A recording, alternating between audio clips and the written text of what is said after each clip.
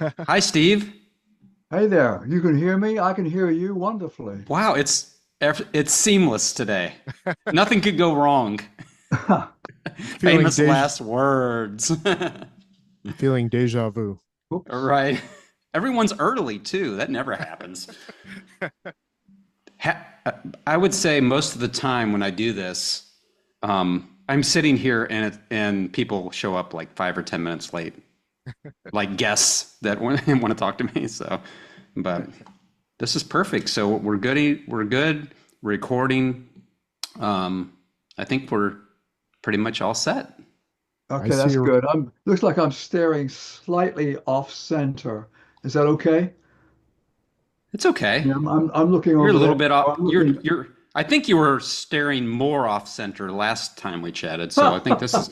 So you're closer to good. Yeah. All But right. So I'll look at the I'll do my best to look at the camera when I'll be looking over the monitor when you're talking, and I'll do my best to be real personable and come into the camera when I'm talking. yeah, that's sounds good. great. Whatever feels comfortable to you, I All think. right, sounds good to Yeah, me. everybody sounds good. Everybody looks good. Hopefully, Good, good. I can talk well today. Um, I say that, but you think I'm joking, but stroke recovery is rough, and it's very up and down. It just shows you how much we rely on our brain to do things, and Mhm. any stress or a lot of different things I'm juggling at work and stuff like that. Eventually it's really difficult for me to talk or process things. And so Ah, I'm feeling pretty good today. So that's a good thing. So That's good. yeah. excellent. What's the overall prognosis of that situation? Are you like climbing out of something that was gonna you'll be at 100% at some point? I It's hard. Well, it's hard to answer that exactly, but I mean, I'm very blessed. And as far as stroke uh, victims, I've recovered very quickly. Hmm. And my recovery has been amazing, according to everyone. I'm very hard on myself because I think a lot of that was the type of person I was before. Jim could probably maybe attest to this. I would talk a lot and I would try to be very eloquent and very enunciate and stuff like that. So it's really I'm a different person now. It's really I'm hard on myself. Most people that I know and have known my whole life are like, no, you sound like yourself, but I feel it Hmm. differently, and I hesitate sometimes to say things and stuff like that. But my prognosis is um, that I'll be pretty close to 100%. It might take up to 6 months to a year. I'm about Sure. 5 months in, four to All right. five months in. So, yeah. So I'm very thankful. Good. And we got lots to cover. Yes, we do. And you added some stuff, which is great. I still see And a red recording. it's still there, baby. All right. Still there. And there's And we'll have fun with it, I think. The whole thing, we might be able to make part of this the video, to share if we can. We'll see how it turns out. I also will make just an audio only presentation as well, because I always like to put different intros and different music in, and mhm. um, different creative elements. That's Jim can good. probably attest to that too. So there'll I probably be two forgot separate to things. print out your But quest. I forgot to print out the questions, so I don't know which songs you're playing. um, But that's whatever fine. we As long as talk you know what the about, questions whatever are. we talk about, Steve. Um, yeah, I mean, if you've got questions about specific songs and you end up playing a bit of that song, that's fine. Yeah, If you, if you're if you find it in your hearts to slot some of or all of the burn, leaving the echo chamber in at the end, that'd be great. it's. I'm hoping as long as I have your permission, I'll play that whole track. You have my permission. I loved it. Yeah, Oh, Jim and I good. were chatting about Yeah, it. So, and awesome. I listened to all of the album that I just bought Bandcamp, and I uh, I listened to it on Spotify, which is not necessarily my preferred Sure. listening medium, but because the sound's not as good, but I really enjoyed it. Yeah, so Excellent. yeah. So some of have a little bit of technological deja vu Hmm. with going over certain things we already talked about again. But like I said, that's just there's no way we're gonna catch everything we talked about before. But I think I did a pretty good job of keeping notes and stuff Definitely. from our Cool. last Great. discussion, and we'll leave some stuff out and add new stuff in, and just see Sounds good. how it goes. So um, I'm Jimmy James S. Butler. I have Steve Scott, a legend, here with me, and I've got Jim Anderson, a younger Yelp legend, here with me. Hello, hello. And I'm not a legend. I'm just a guy who loves music.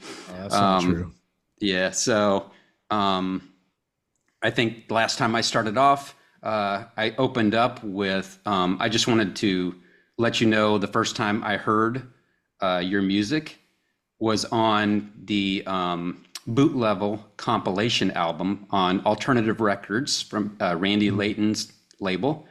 And I had I was raised in my teen years listening to the CCM music of the day, also radio, stuff, top 40 stuff. And I had never heard of you, and I got that. I think I sent off a mail order to like maybe True Tunes Records or something like that. And Mhm. I got that release and I was blown away. I think the two tracks on there were Touch Hmm. and Emotional Tourist. Okay, And good. then after that, it was quite a while after that that I found the more of your music because it was really hard to find, yeah, in maybe the early 90s, maybe late 80s. Sure. So that's kind of how I heard of you. And I think Jim also, uh, he talked about when he first heard your music as well. Jim? Yes. Yeah, it was about 4 years ago. think I was on the 77's fan club on Facebook, and somebody had mentioned you on there. So I was like, "Who is this person?" So I went down a rabbit hole of finding out about Yeah. you after that. Love all the music. It's quite a That's rabbit great. hole. Yes. Good. Hold that thought for a sec. I'm going to turn your volume up on at this end. And hopefully, am I coming through clear, Jim? You sound Sometimes I good. don't put the mic right where I is the Yeah, you best. sound good. I try to. I'm also talking from my son's place, which is a really interesting place. That's kind of a community. They have rooms, and so it's a little bit echoey, I guess. That's fine. Um, I've got you it's a guys really loud, clear, and crisp at this point. Excellent. sweet, sweet. So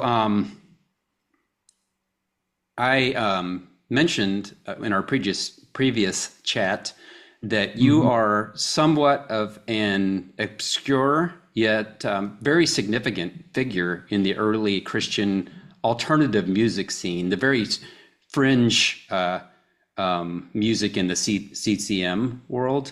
I'm not sure, should I hate to even classify it as the CCM world because you guys were just really trying to make artistic music.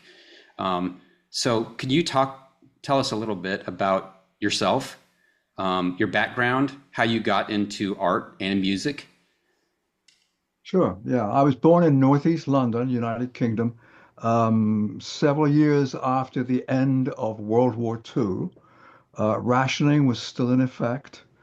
Um, we were in a town or we were in a part of London, no, like Northeast London, Walthamstow, which was famous for a very long street market.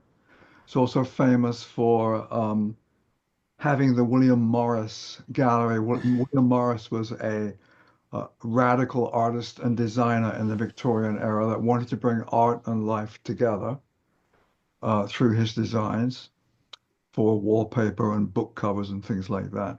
And as a very small child, I made several trips to the William Morris Gallery, and I think it with my mom, and I think it must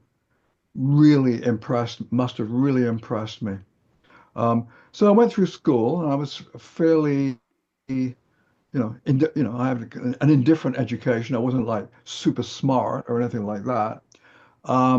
By the time I came out of high school, and we're talking about the mid to late 1960s, two things happened. One is I enrolled in art school, and the second thing was is that I had um, come into or converted to the Christian faith through an evangelical outreach in the town that we'd moved to, which was Chingford, which was a little 5-minute bus ride down from Walthamstow. So here I am at the beginning of the alternative kind of psychedelic era, going into art school, and I'm a brand new Christian, trying to form both some kind of spirituality and also some sort of idea about how I was meant to be making art or engaging the culture and things like that. And I was trying to figure all this stuff out. So I went through art school, and while I was not a particularly distinguished artist of any kind, somewhat indifferent, average visual artist, um, I was exposed to a lot of what was, breaking out in the sort of the underground and the experimental and the avant-garde culture of the time from the late 60s through to the mid 70s, which means I went in during the sort of the Pink Floyd era and I came out during the sort of Sex Pistols era. So I was exposed to an awful lot of radical elements and ideas and practices during my tenure at art school.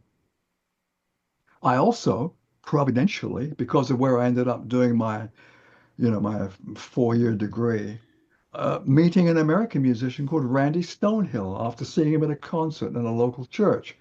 Um, a mutual friend of mine, Steve Turner, a journalist, um, got to introduce him to me properly after I'd seen him in a concert, and I was really amazed. And I was going, oh, this is really good compared to what I'd experienced previously in the name of Christian music in England in the 60s and 70s. I thought Randy Stonehill was like way above, cut above what I'd heard, musically, lyrically, performance-wise. I got to meet Randy Stonehill, and that was great. And I was writing music at that time, and I got to the circumstances too convoluted to go into here, but I ended up playing some songs for Randy Stonehill. And he and I became buds because we were like living I was living in sort of Norwood. I was going to Croydon Art School, and Randy and some other Americans were renting a house in Carshalton, which was just, a little way over on the map. One of his friends was a guy called Larry Norman, and Randy played some of my songs for Larry Norman. Now we're looking at the mid 1970s. I'm coming to the end of my art school career, such as it was, and wondering what's going to happen next. And Larry Norman is talking to me about forming a record label called Solid Rock. And would I like to be considered for being part of that thing? And I said, yes. And so in 1976, I made my first trip over to America and met the likes of Tom Howard, who was working on his album for Larry, and other musicians, Alex McDougall, the percussionist. Randy was there. I was staying with him, and I got to meet a whole bunch of amazing people. So I went back to England and spent a few months wrapping things up, trying to get things boxed up and sorted out and say goodbye to people and things like that. And I came back in 77 with a view to now the conversation about the Steve Scott recording project was, it had legs. It was happening. We were going to do it. So I came back in 1977 and I found myself in the studio not only with the exquisite string arrangements of Tom Howard, but the guitar playing and the production skills of a Mark Hurd. Mark Hurd, who had been recording Appalachian Melody at that point. And so I'm working with Tom Howard, Mark Hurd, an astonishing guitar player called John Lynn, Alex, the percussionist, and a host of others whose names I've forgotten, but they were all stellar people to be working with. I'm going, this is astonishing. It's amazing to be here. It was amazing to be in London at Air Studios while Larry was tracking, I think, So Long Ago in the Garden, getting to go to those things. To be here in America, writing these songs, making this record, it seemed, I thought, great. I'm gonna, put out records. There's this emerging sort of marketplace, as it were, for contemporary Christian music. May be on the fringes of that, maybe find some way of, sustaining myself. And then I can also check into all the like hardcore art damage stuff that I was really interested. The beatnik bookstores, the galleries, the experimental film screenings and things like that. I thought this is amazing. What an amazing opportunity. I get to write some songs, record with and work with these great people, and I get to go look at some like real art as well. Of course, it didn't work out like that. And solid rock records began to evaporate a little bit, began to untangle. Some of the things were around Larry and Randy and the other artists. Things began to get loose, a bit convoluted. And here I was, I'm going, oh my gosh, what I thought was parrot. I'm on thin ice here. What's going to happen? Randy had taken me up to Sacramento.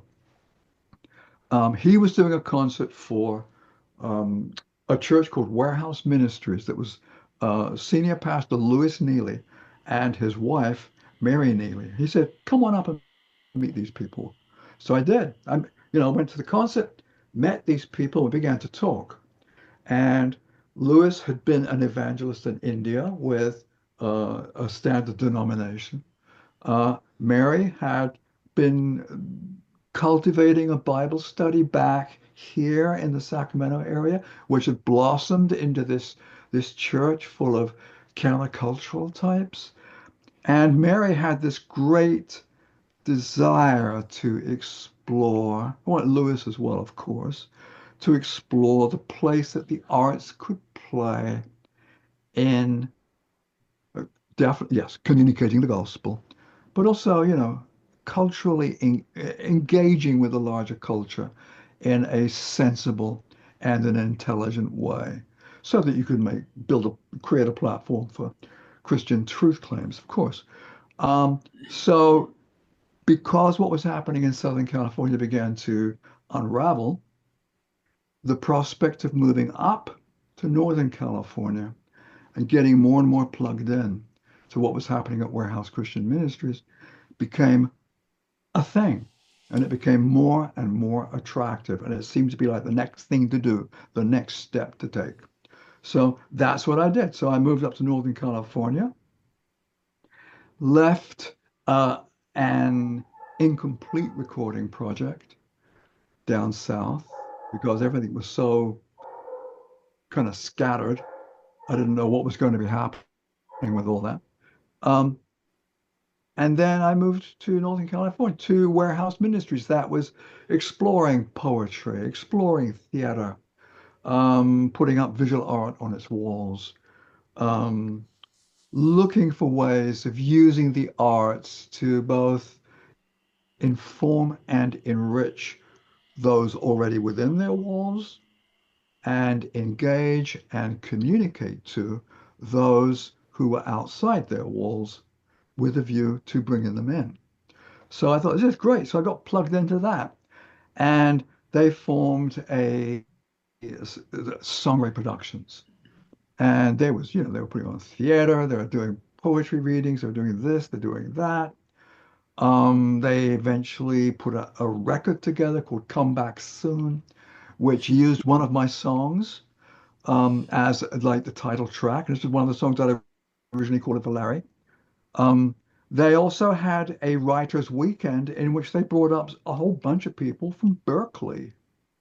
And so suddenly I was meeting, but this move to Northern California not only plugged me into an arts-friendly, culturally engaged church, it also exposed me to a community of Christian thinkers and artists and practitioners who were down there in Berkeley. And I began to develop a relationship with them too, going to poetry readings in the Berkeley area, talking with them, writing for their magazine, which was called Write On. It eventually became Radix.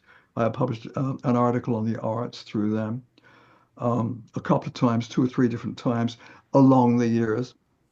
But longer story short, Songray Productions at Warehouse Christian Ministries morphed into a focus on music, and Exit Records was formed. And Exit Records was formed, and on Exit Records was your Vector, with like the keyboardist and singer and player Charlie Peacock was part of that. He eventually broke out as a solo artist.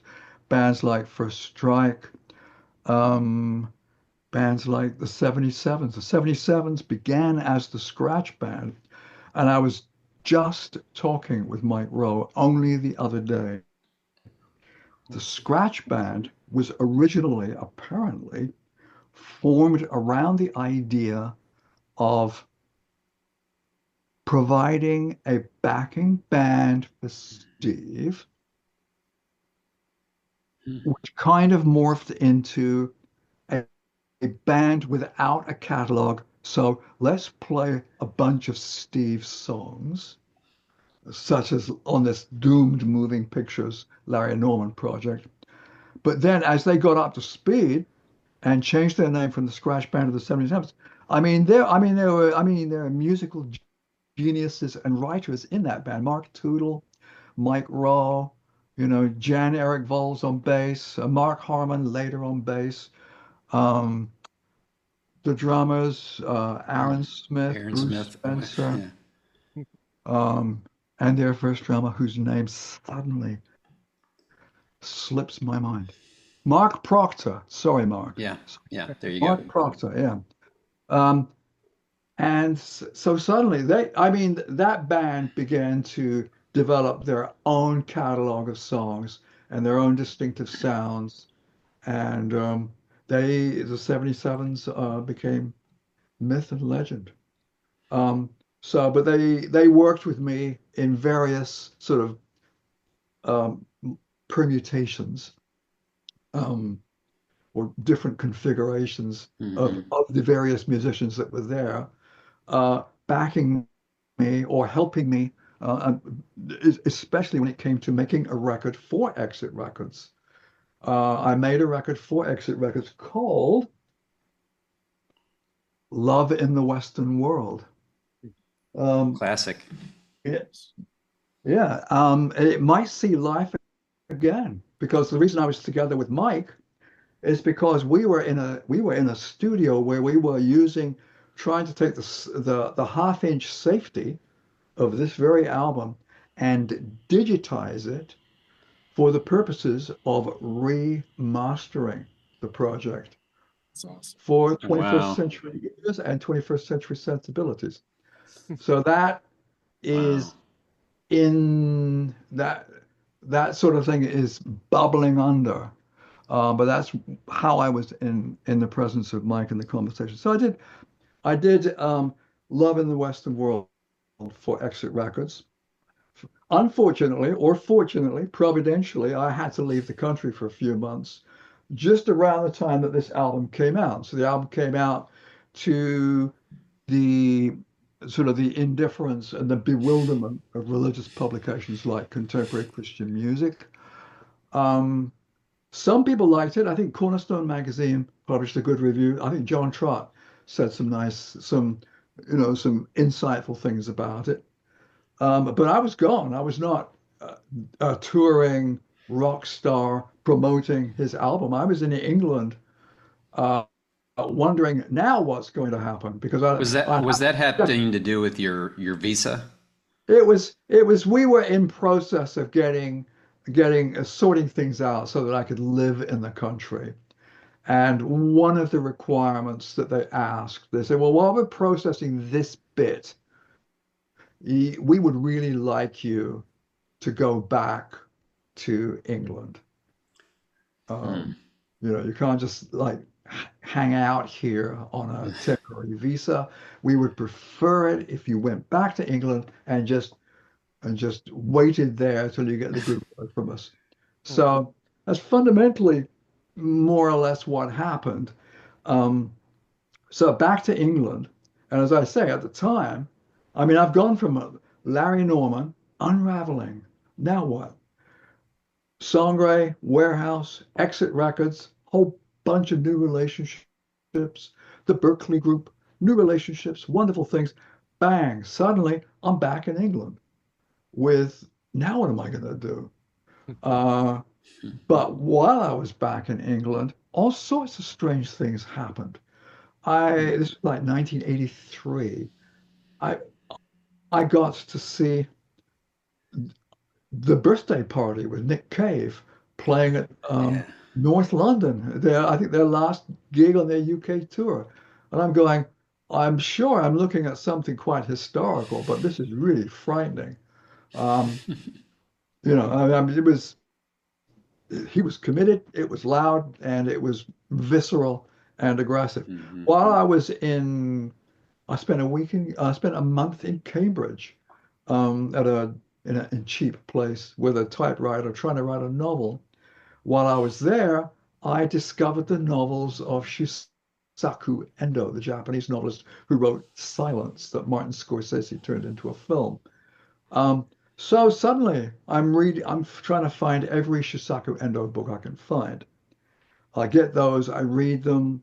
When I eventually do come back into the country, Endo is actually lecturing at Berkeley. I go down, talk to his translator, write an article about Endo for Right On slash Radix magazine. And then out of that, this is just following the tangents, I was invited to go teach at a summer school in arts and missions and then down in Pasadena. And then out of that came, I was given some information about an arts conference in Bali in the late 1980s. And then suddenly I'm in Bali. So I've gone from art school London to Southern California, which is going to answer all my questions, which ends up not doing so. I go to Northern California, and that's going to answer all my questions. Of course, it doesn't. I'm stuck back in England, but I'm seeing Nick Cave in the 80s, and I'm reading Shusaku Endo in the 80s, and writing the songs that ended up being part of Emotional Tourist while stuck in England. Um, but this much to say, somewhat a tangled, convoluted path. But as I try to point out, as I said last time, 80 to 90% of this is not about the scintillating genius of Steve Scott. It is about all the people who sewed into my life, who invested time, money, provided friendship, spiritual counsel. There's an awful lot of relational dynamic that has unfolded and got me to where I was then in the 80s and to where I am today. And I want, if there's any kind of takeaway from an interview like this, is don't view relationships transactionally and trust the bigger picture. Yeah, that's great. I'm really glad you mentioned that again because I remember that specifically from our last conversation So, and the impact of other people on our paths in our lives and our impact on theirs, right. likewise. And you've mentioned a few times already about that you were surrounded by a lot of people that enhanced you and Sure. what you're doing, and and the path doesn't. God's path for us is not necessarily straight, No, and our choices are sometimes don't make it straight either, right? So it's kind no, of no. this really There's always convoluted, a, but you have the perspective that you look at it at through a great perspective of just kind of seeing this is where life went, and I'm thankful that I got there or that I'm still going there. So sure, absolutely. Yeah, yeah. well, the path is never straight, and invariably it involves other people that get to play a role, and you get to play a role in whatever is unfolding in their particular narrative. I think we discussed last time um, the I had no idea who this guy was, but there's a guy called Jeremy Cowart in the Nashville area who is a sort of a polymath, designer, photographer, and things like that. And I watched a a video called "I'm Possible" by Jeremy Cowart many years ago. And in this video, he talks about his schooling, his educational experience, his learning, I don't want to say difficulties, but he was having a somewhat an indifferent experience learning. And somewhere along the way, he discovered he liked art. He began to make art and things like that. And then somewhere within that particular parenthesis, he began to experiment with digital photography, and he built a portfolio and a career as a digital photographer. I think he won tons of awards or some awards for his work, portraiture, and stuff like that. Well, as he talks about that in the "I'm Possible" video, which is on YouTube, and everyone should go look at it, there briefly flashes up on the screen the image of the person who gave him his first digital camera. And that person is Jimmy Abegg. And Yeah. Jimmy Abegg was part of the warehouse scene when a number of the musicians went off to Nashville and things like that. Jimmy went, and Jimmy's been like a guitar player and a abstract painter and a graphic designer, and he's worked with Rocketown Records and things like that. But when I saw that brief image of Jimmy Abegg, while Jeremy Cowart was talking about how someone encouraged him to get into digital photography and gave camera, I'm just going, it's amazing the role that we play in someone else's life. And it is Yeah, not absolutely. something to be taken lightly or ignored. And I was just recently, I'm rereading again the first chapter of the Gospel of John. And for all the highfalutin language that occurs at the beginning of that gospel about the deity of Christ and the Word and all things being created through him and things like that, this much of the second half of the chapter is taken up with your Phillips, your Andrews, your two followers of John the Baptist who go off because John the Baptist says, follow him, pointing to Jesus. And then they start to introduce other people one by one to Jesus in that particular narrative. And Philip eventually goes to Nathaniel at the end of that chapter. I'm just thinking, man, the role that the part we play in bringing significant change into other people's lives, whether we're introducing them to Jesus or we're giving them a digital camera, Hmm. or we're just saying something which encourages them to keep walking the path they feel they're meant to be walking. I mean, I do not think we can overestimate the significance of that. Yeah, absolutely.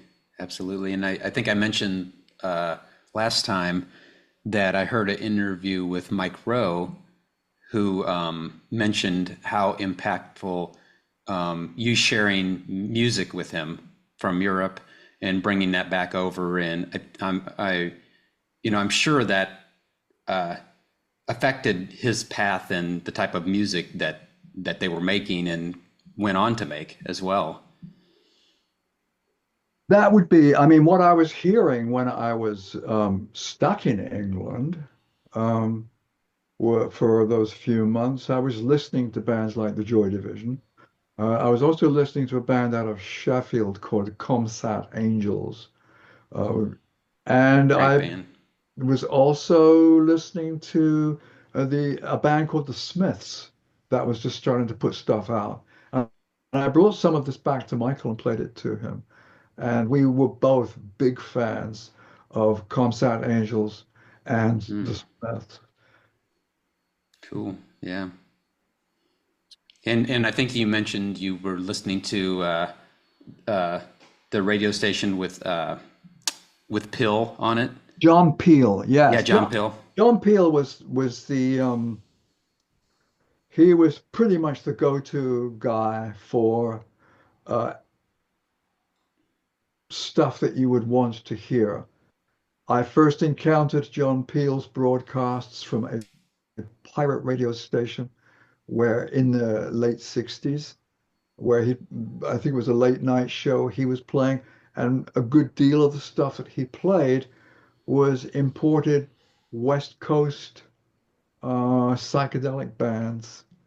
So he was playing that. He Hmm. would also, once he'd moved to the BBC, he would be introducing different kinds of approaches to reggae music and slightly more hardcore, slightly less diluted sounding premix reggae music from Jamaica. He was uh, responsible for, well, not solely responsible, but he was a champion of, the early punk rock. Um, and Peel had a broad enough sensibility and a deep enough taste and an encyclopedic appreciation of blues music, for example, which served him well in the late 60s. Um, but he was always bringing new things to the table. It was through Peel that I heard the birthday party. It was through Peel that I heard the early tracks by Comsat Angels. And there are probably other examples I could dredge up as well, but Peel was basically the sort of the epicenter of a lot of what we were listening to and attracted to. And we're talking about the late 60s through to the mid 70s and beyond. Can you talk about like your thoughts about the significance of the role of art in what I call the post-punk, new wave, um, even punk, as it kind of started to merge all together, Mhm. and the role of the abstract visuals and experimental soundscapes, in that music. I can talk about it briefly because my particular exposure to abstract visuals and things like that would be going to early Pink Floyd concerts and seeing liquid light shows um, with bands like Pink Floyd or Hawkwind or the Third Ear Band or other bands that would be playing local college gigs. Um, I didn't. I was out of England during a lot of the mid '70s emergence of the punk scene in there. When you say post-punk, um, there are I am personally aware, though I cannot name them all, but there were bands that had something like an art school sensibility. So they were Yeah. already into the idea of making music or at least using music as a foot in the door, so to speak, to bring in a whole bunch of other artistic practices and sensibilities. I mean, I would see, uh, yeah, I was, when I would go out to a gig, it wasn't just immersive psychedelic liquid light type stuff. Eventually, you'd be seeing bands that would be, there was the term in England at one point, alternative cabaret. Hmm. So they'd be doing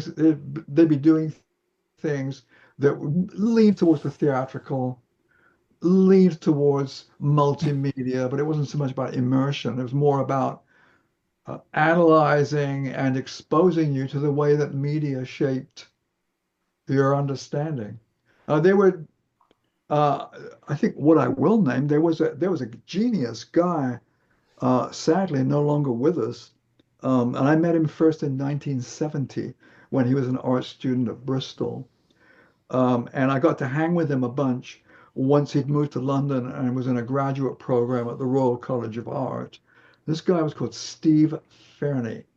And Steve Fairney and Bev, his wife, they were Ritz, WRITZ. They were the Technos, the Techno Twins, Casualties.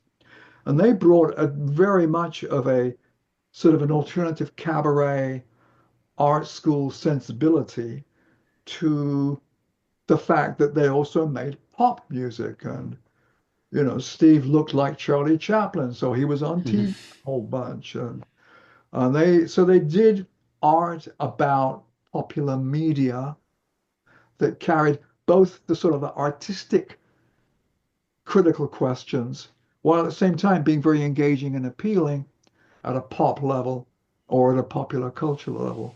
So that's who I think of as being the sort of, for me, the poster children of someone that brought together that sort of that art damage sensibility with a popular cultural engagement sensibility. But insofar as there was a drift towards a larger post-punk embrace of the theatrical, the embrace of the multimedia, I vaguely recall that often they would be name checking or alluding in their interviews back to early 20th century Hmm.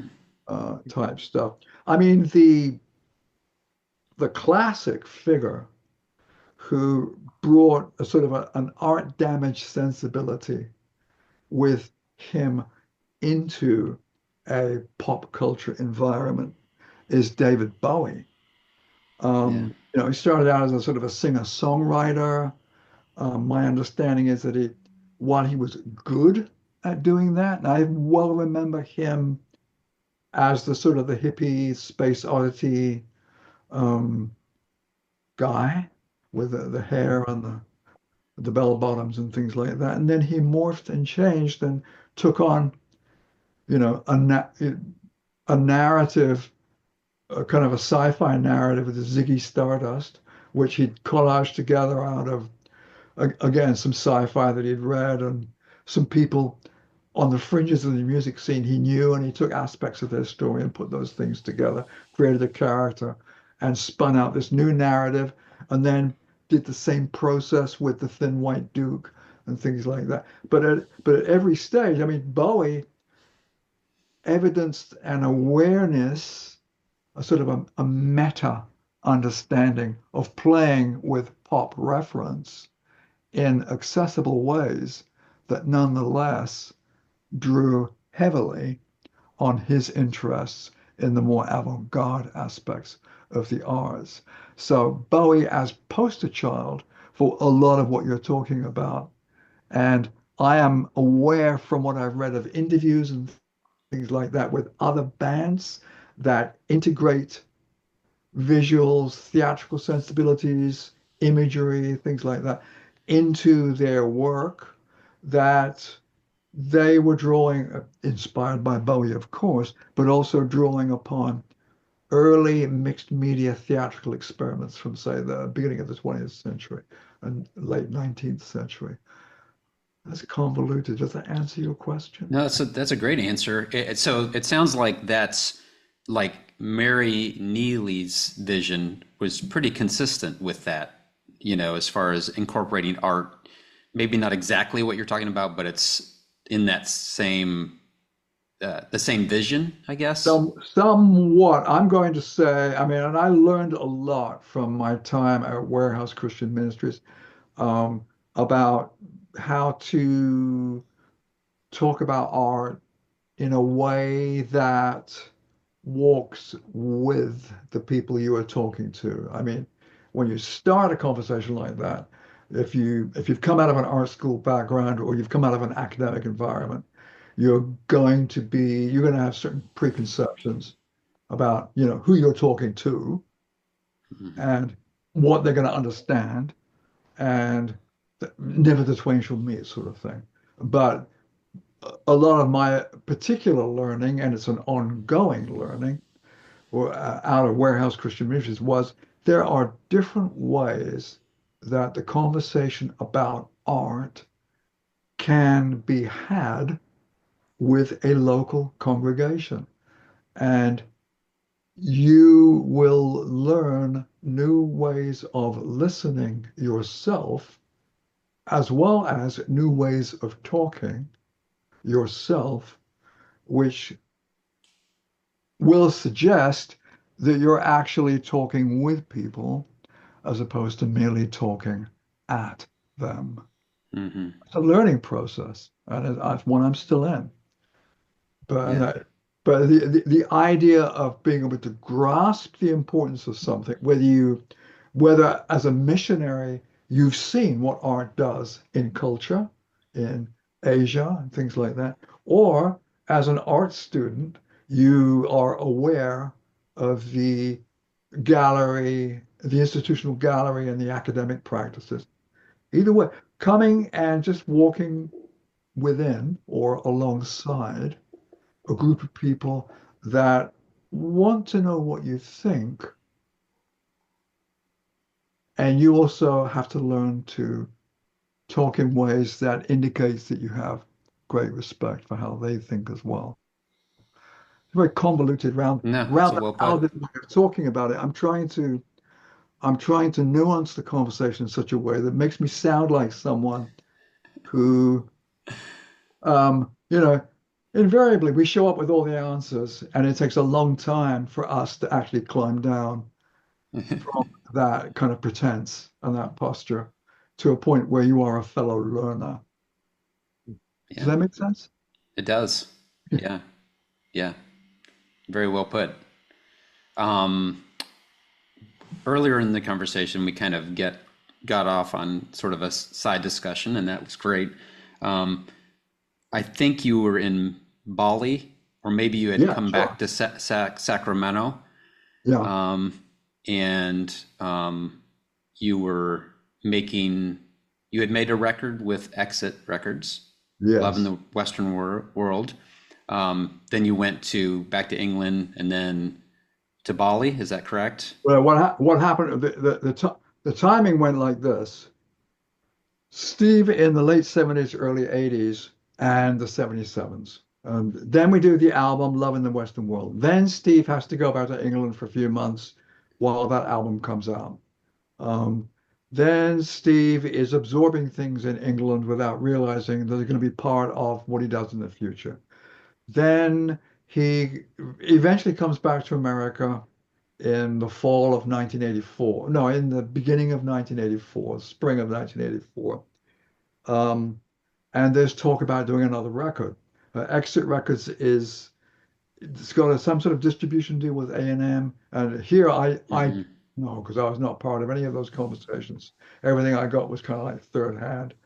Um, then they changed and they got this deal going with Island Records. Steve Hmm. records all these new songs he wrote while he was stuck in England. Um, I, I don't think A&M or Island particularly were that overwhelmed by what they heard of Steve's songs.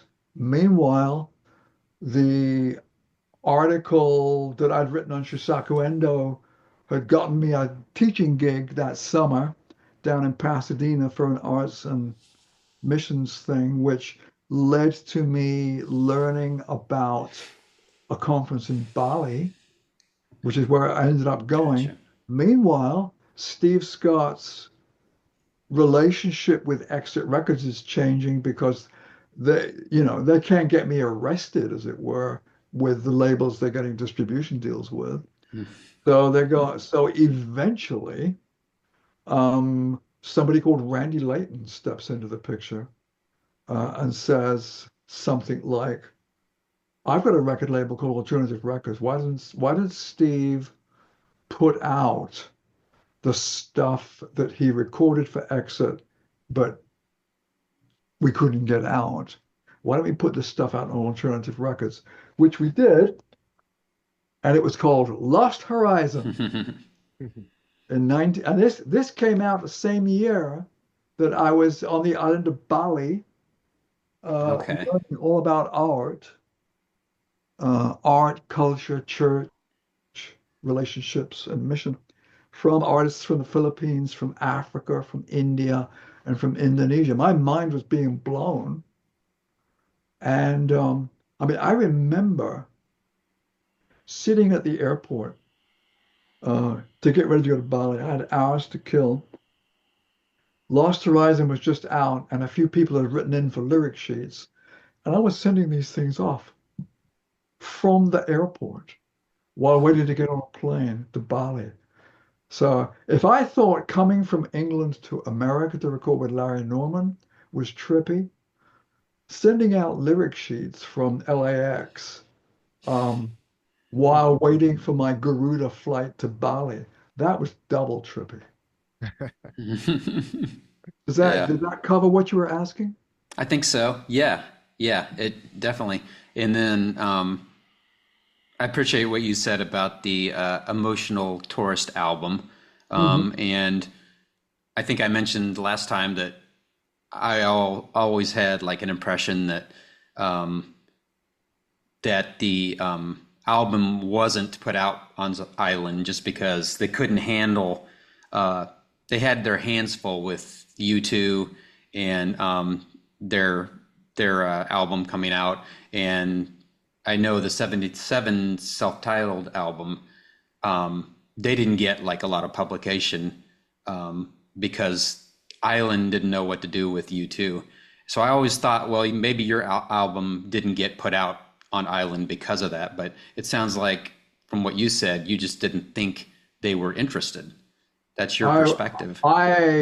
I have never ever, as much as I would like to believe that it was you two that cost me my my pressing and distribution deal and rock stardom with Island, I cannot in good conscience uh, Yeah. even suggest that.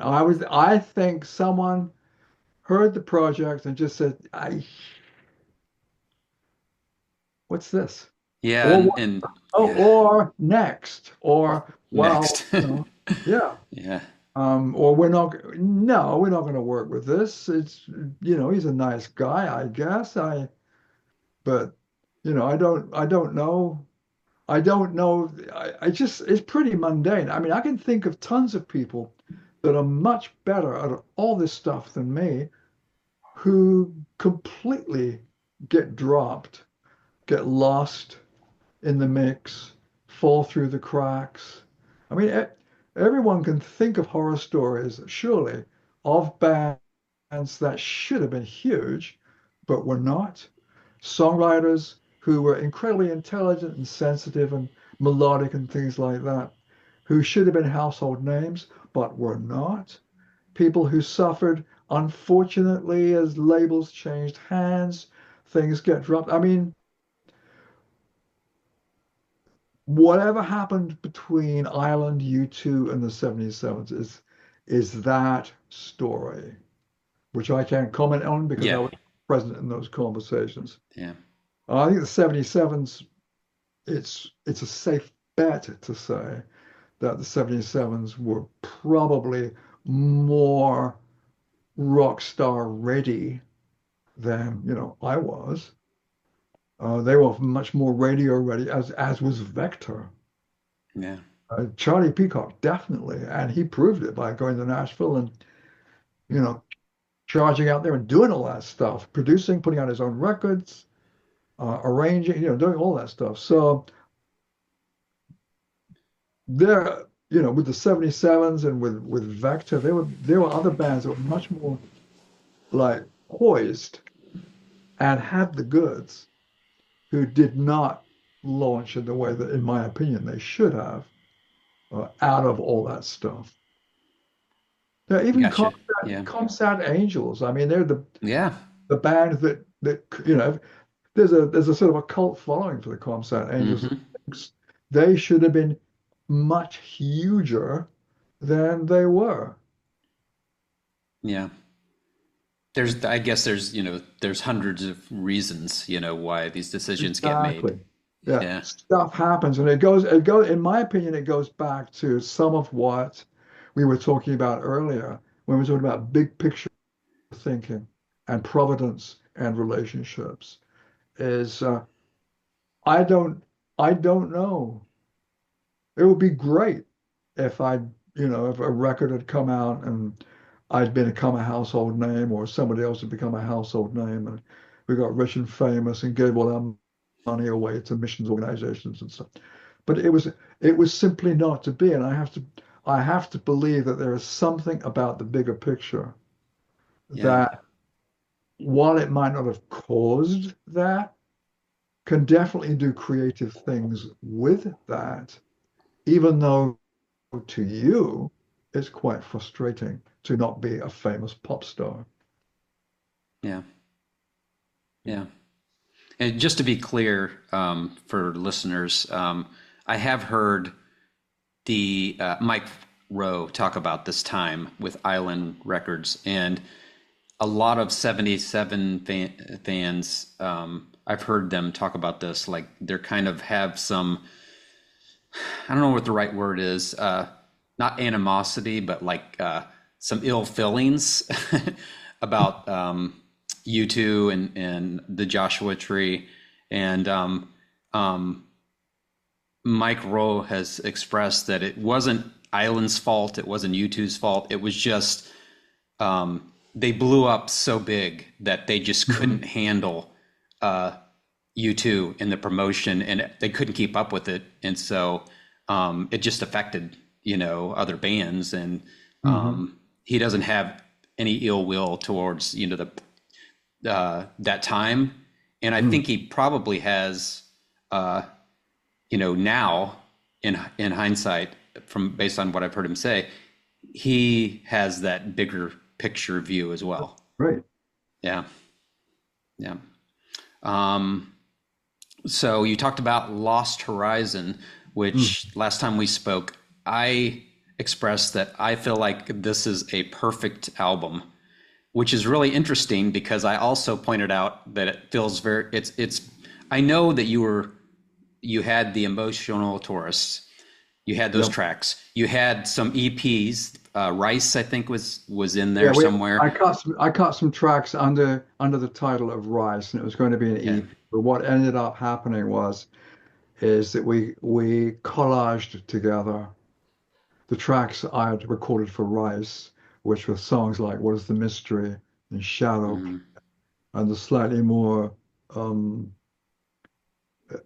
for me experimental approaches to songwriting and instrumentation.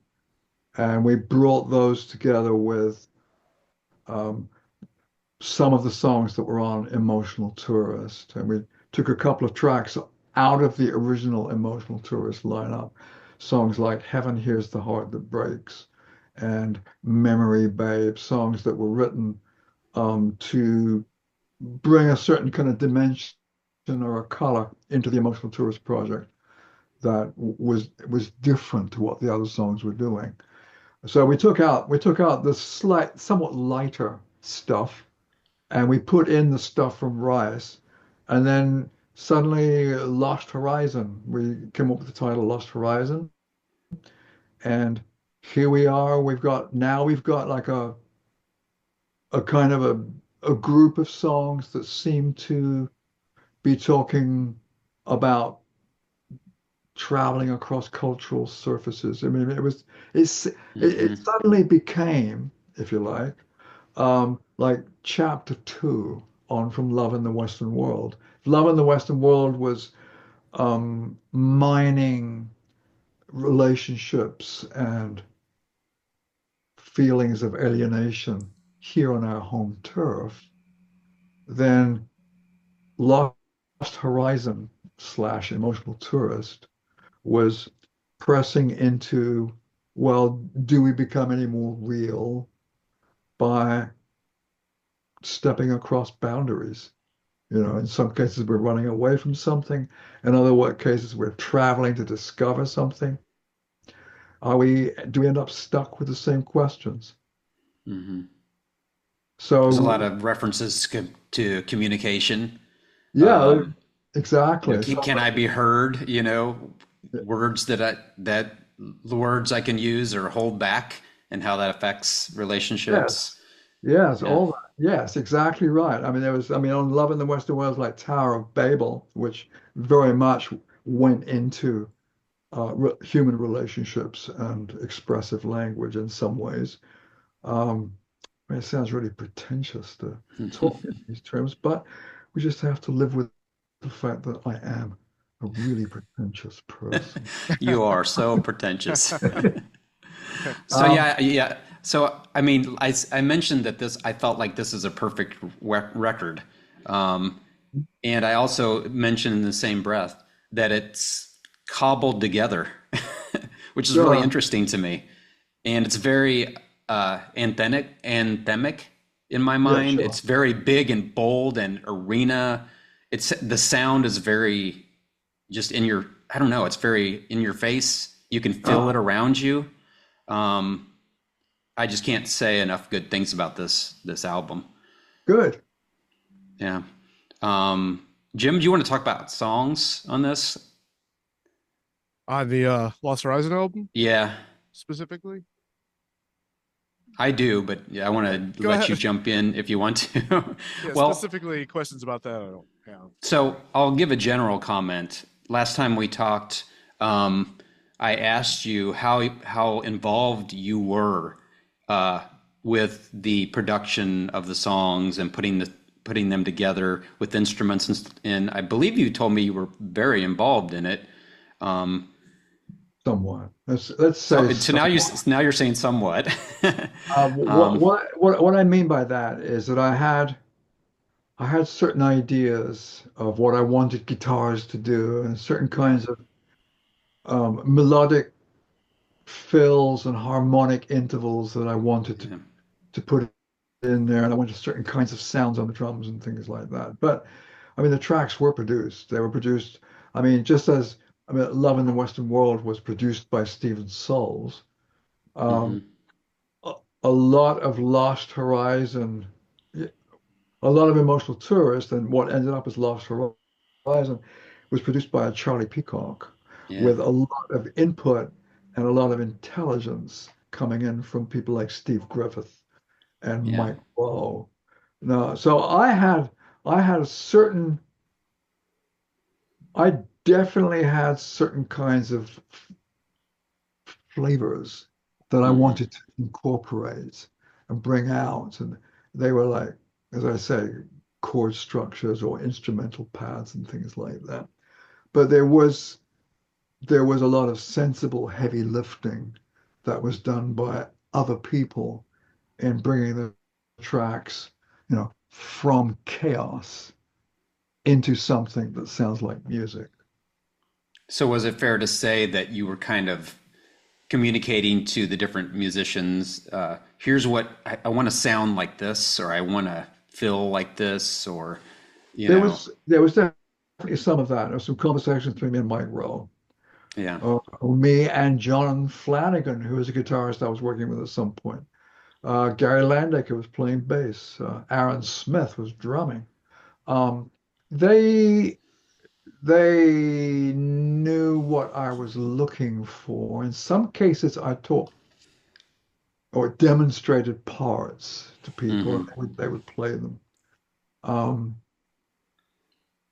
yeah, or I same with think I think Aaron Hall. last time I asked you about No More Parades, Mhm. and which is has everything you want in this song, including the harmonica. And I asked if that was your Yeah. idea to put that in, and you said Uh, yes, I think. yes, I did want the harmonica in there, and I I think we had a session with a harmonica player to play that. And at one point, I was sketching out the harmonica riff using the harmonica patch in a synthesizer.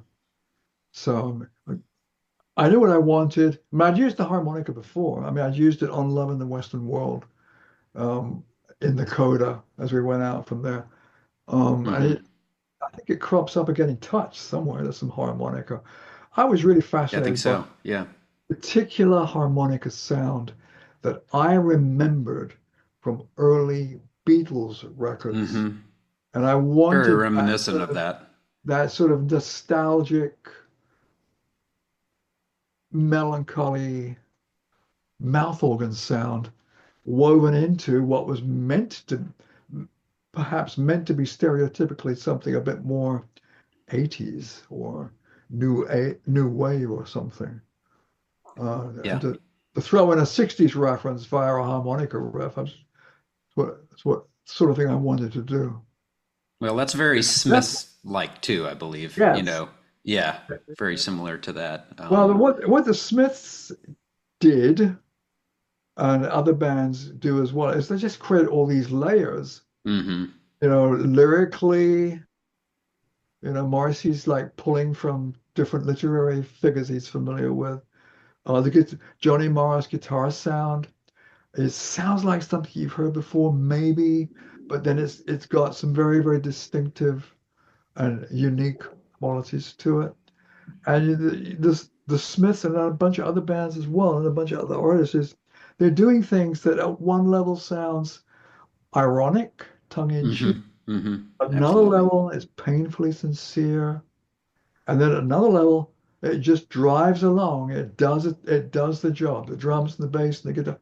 It just gets you there. It's the same with the recordings by Comsat Angels.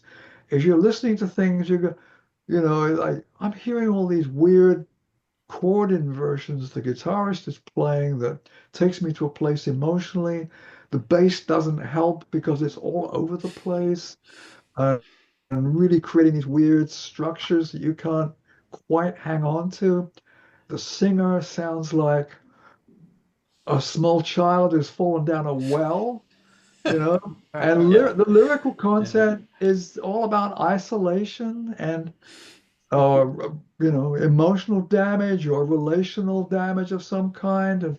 And the drums, they record those in an elevator shaft, and they're Mm. big and full of resonance and echo, and it's like everything is brought together. And you're thinking, well, I can barely figure out technically what they're doing here, but there's a definite emotional atmosphere that is carried through everything these people are doing, specifically with the Comsat Angels, and with, say, the Smiths and some other bands and other artists as well. There's that thing which is, part irony, part tongue in cheek, part sad, part melancholy. And that's some of what I was going for myself when I would start throwing in very sort of retro guitar sounds, Hmm. twangy guitar sounds, or harmonica riffs and things like that. I'd want those in there to just put it slightly different spin on what was happening in the song as it unfolded. Yeah, that's great. Do you want to talk a little bit about No More Parades and the lyrics, the lyrical content? Um,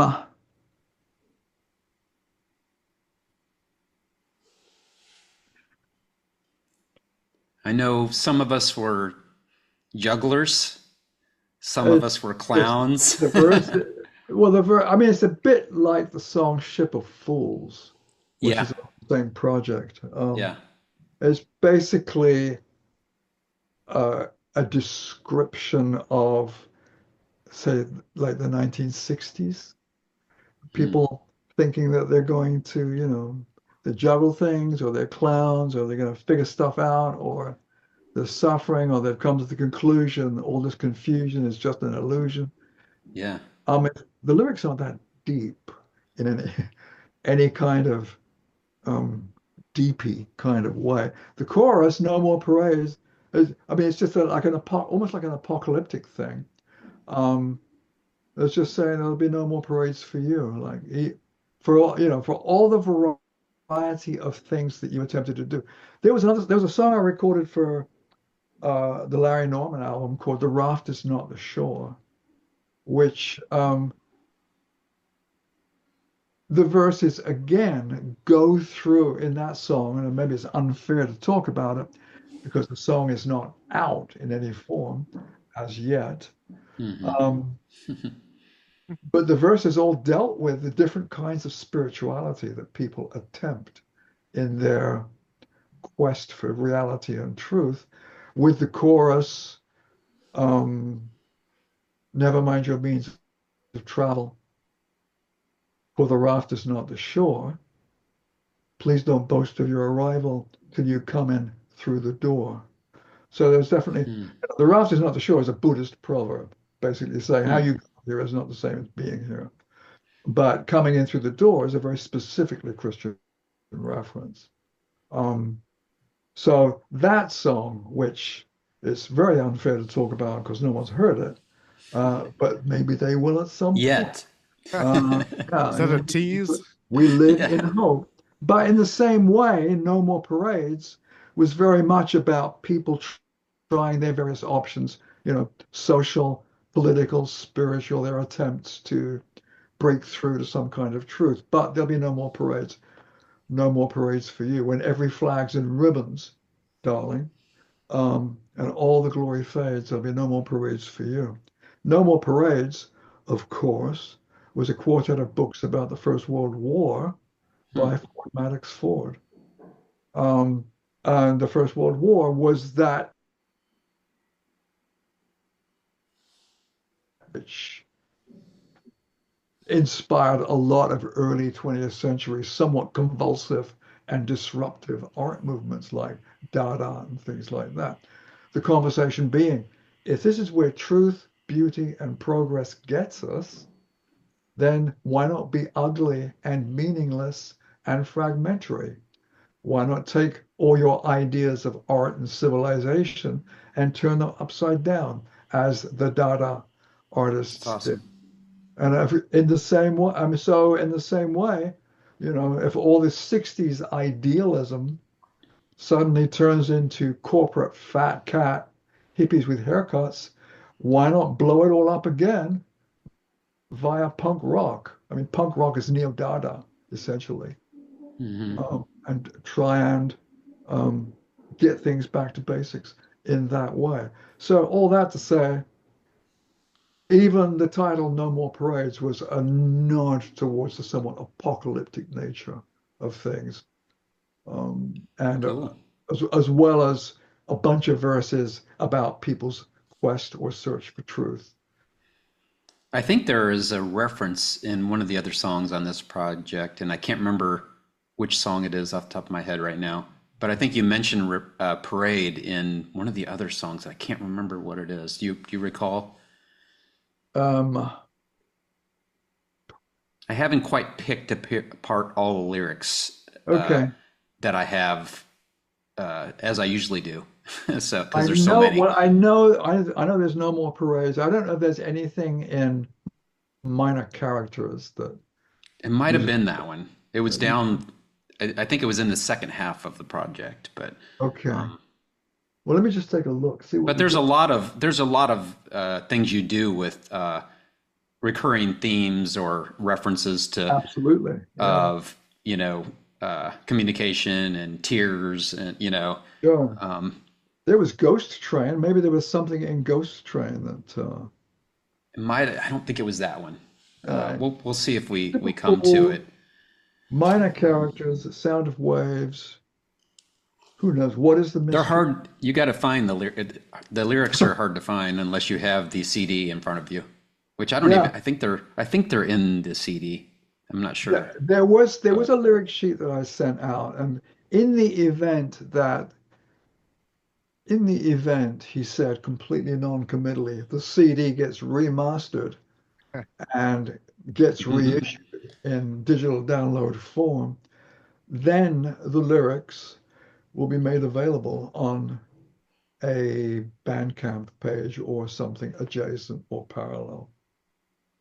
Were that to Gotcha. happen, and I'm You not mean suggesting when? timing it, but it's about that it's in discussion or it's about to happen. I'm Yeah. just saying Yeah.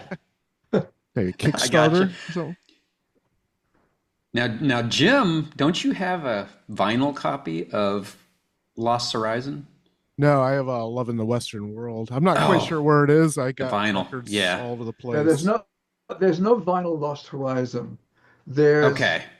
Gotcha. talk again, rumor, whisper, whatever, of maybe an eventual vinyl of the emotional tourist.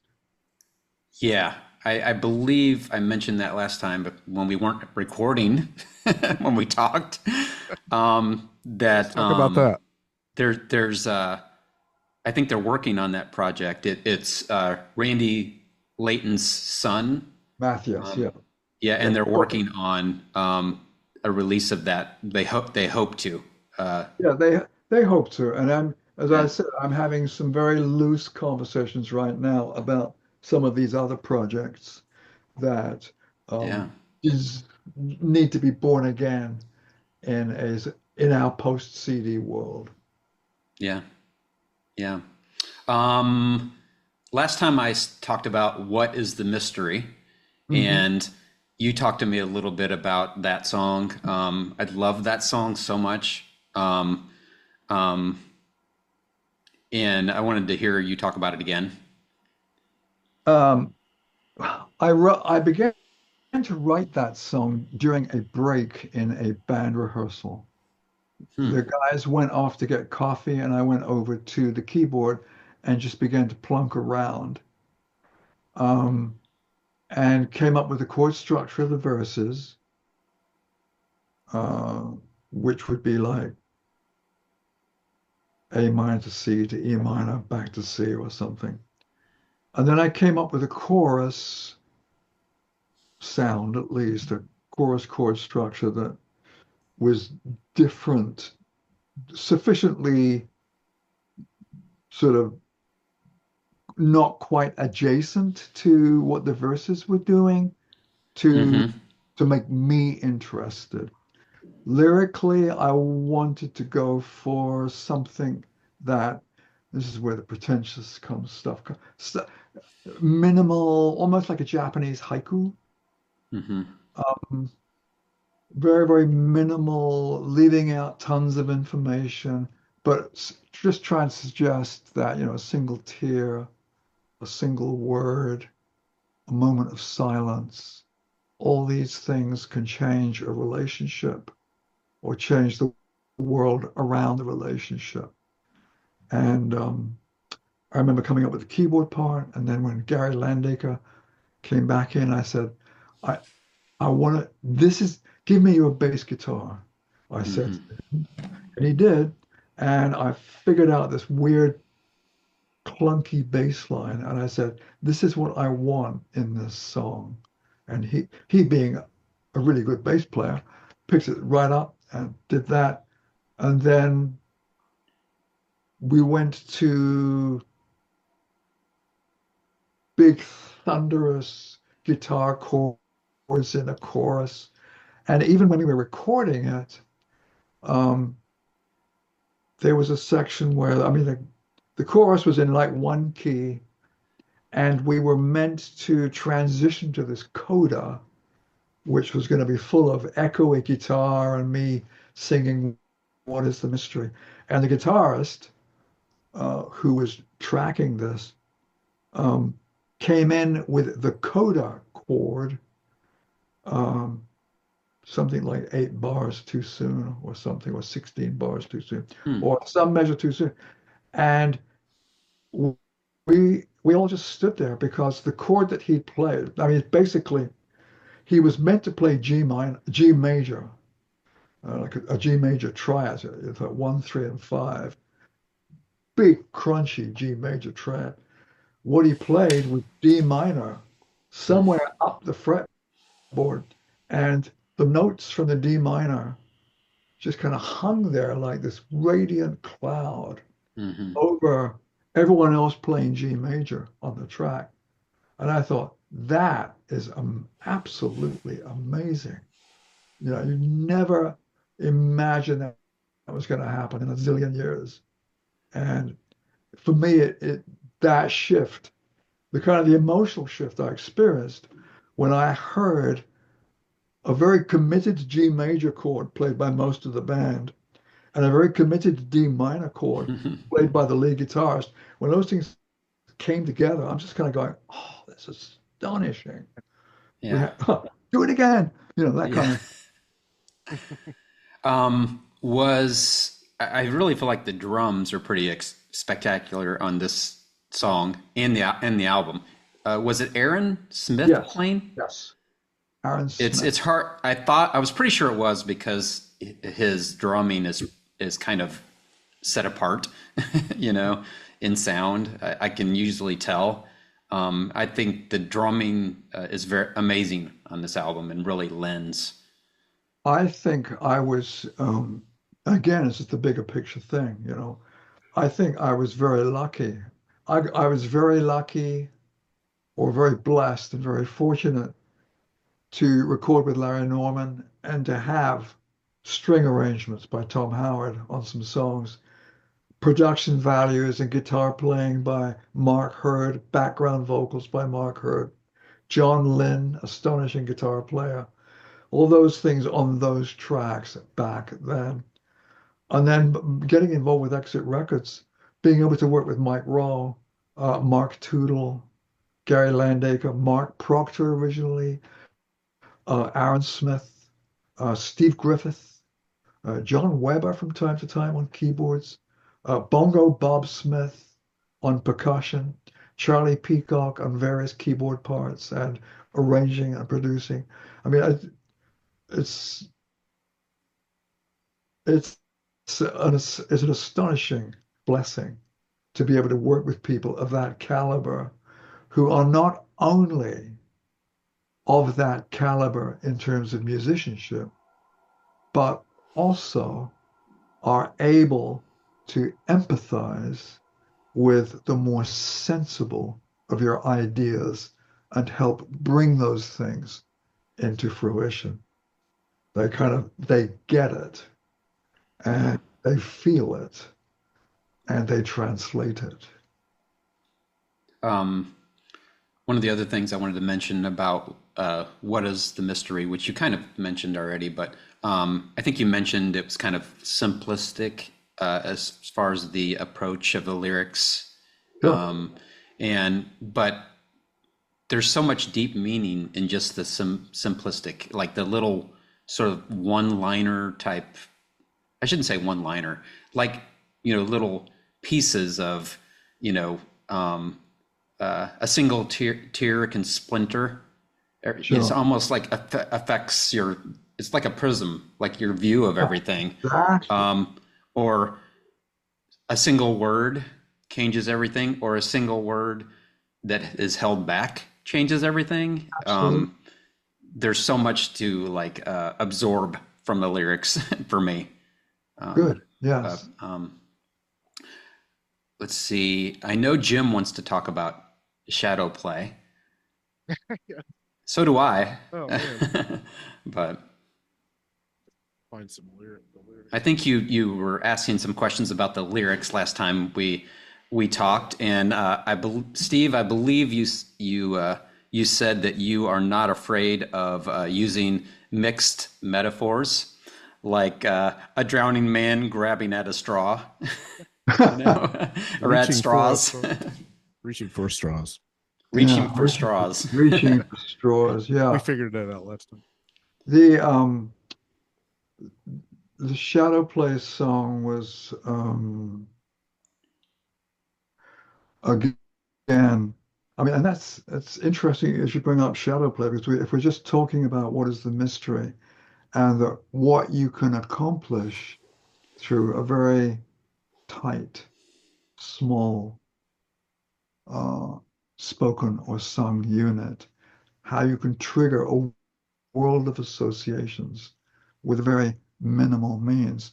You go to a song like Shadow Play, and you've got a lot more lyrical content. There's more words in the line, there's more obvious rhymes, there's some sort of narrative behind what's going on. It sounds like a character is breaking up with his Asian girlfriend or boyfriend or whatever. Um, this person is seeing the world through their tears. Um, you are not able to find the words to actually communicate reality or truth to them. Um, Walking away, the mask of alibis and things. There's a lot of yeah, kind of compounding, not only mixed references, but compounding metaphors um, in that. I mean, it's definitely like a cliche. I mean, the sort of you're breaking up with this exotic Asian, alluring type person, and never again shall the twain meet, and worlds are not going to collide, and things Mhm. like that. And there's a lot of pain and suffering, and a lot of hiding one's feelings behind a mask. And the chorus was, you know, made reference to, wondering if the whole thing had been determined, if we're just puppets. And if we are puppets or shadows, then why are we in such pain? And why are there tears? And these were specific references to certain kinds of scenes and conventions within Asian theatrical traditions, specifically the Balinese shadow play, where there's a particular piece of music that accompanies a particular section of the Balinese shadow play. And the gamelan orchestra plays a piece called "The Puppets Are Weeping." So this notion of determinism, fatalism, and human pain within that were informing um, all my sort of pretentious lyrics and things like that. Um, while at the same time foreshadowing, unbeknownst to me, an actual situation I would be in 2 years down the road. Well, in 1989, when I went to Bali, and yeah, 2 or 3 years down the road, because we were tracking this song in 84, 85, 86, I think. And here I was after the arts conference in Bali. I was in Jakarta. I was in a very shady part of town. I was talking to Asian sex workers. I was showing them baby pictures. I was making a clandestine recording of their conversation with me. I was digitally sampling that conversation and creating loops much later on for a spoken word project called No Memory of You. So shadow play in some ways faintly foreshadowed that real world encounter that I had some years down the road.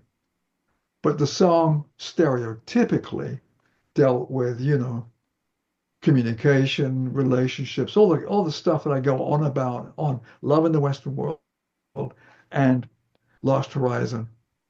Um, all the songs on there, whether it's What of the Mystery, No More Parades, Ship of Fools, Minor Characters definitely was a sort of a relationship song. Um, all the an emotional tourist, the idea of someone who is, do I ever, am I real? Or am I just someone that through which the experiences of the world flow through? Am I just a filter for kids in a bar in Berlin, for hungry children at my taxi cab window? Am I so numb Mhm. that I'm simply allowing my shape to be defined by what the world throws at me as I travel? It's like trying to run away from your shadow. Yeah, in the Western world, I think there's a line about "Thank God I can change the channel." Yeah, that's an emotional. It's Yes, that's an Yeah, it's emotional. sort of, in the Western world, you can kind of separate yourself uh, from things that are happening. You know, we're Sure. pretty insulated. That's how I kind of felt Exactly about right. that. I wrote those lyrics.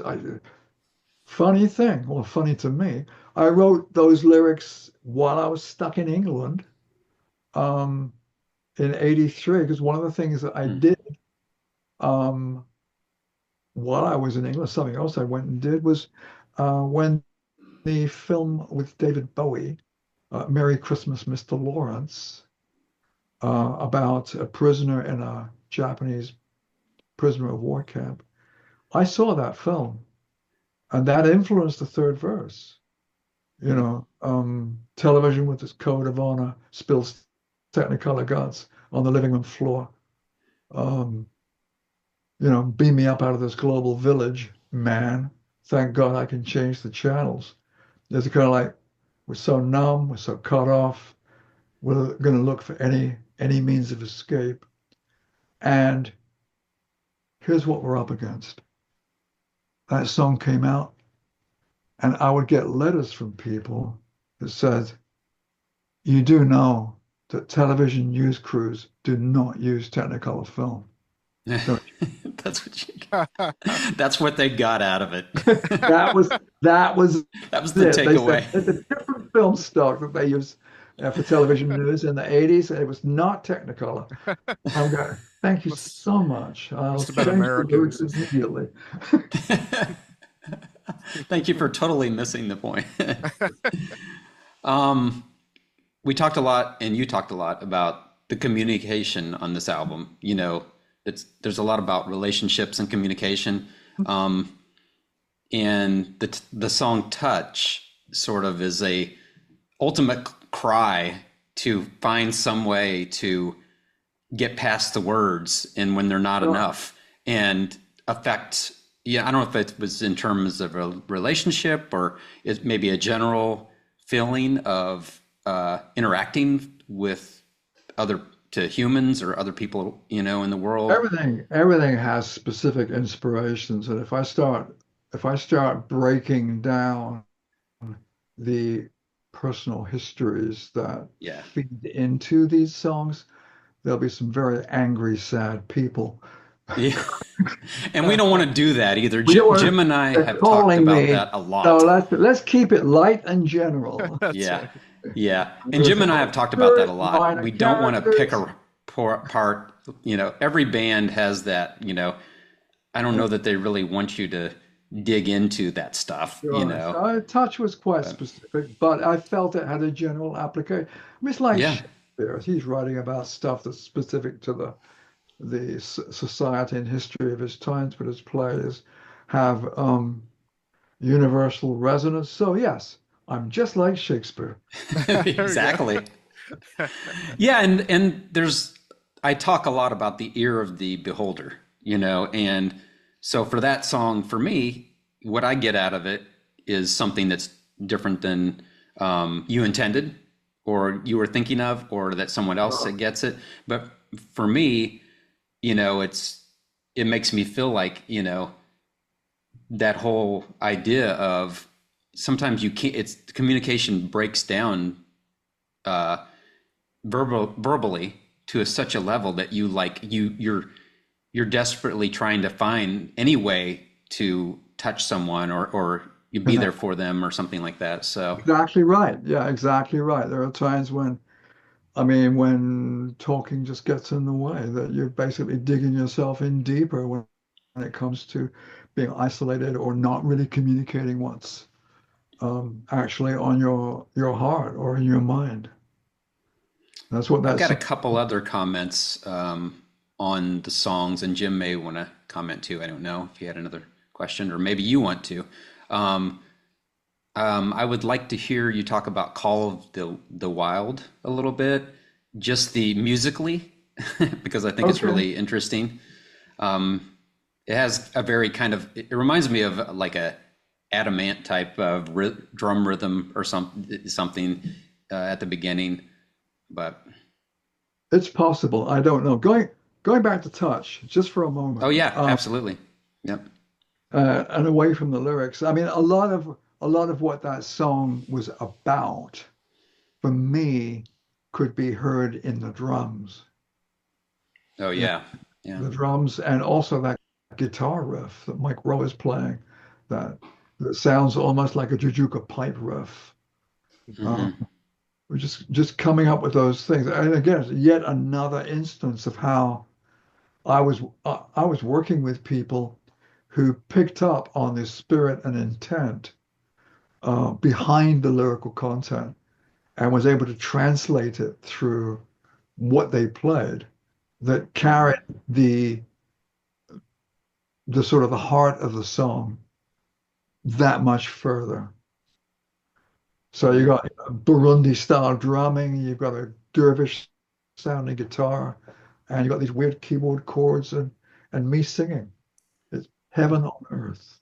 And absolutely. And there's a lot of change throughout all the songs, including Yeah, that one, of rhythm, right? There's different parts that kind of sure. change tempo and change, and that's really makes it interesting for the listener. You don't know what's going to come I'm yet next, right? totally glad to hear that because keeping it interesting for the listener was on my to-do list.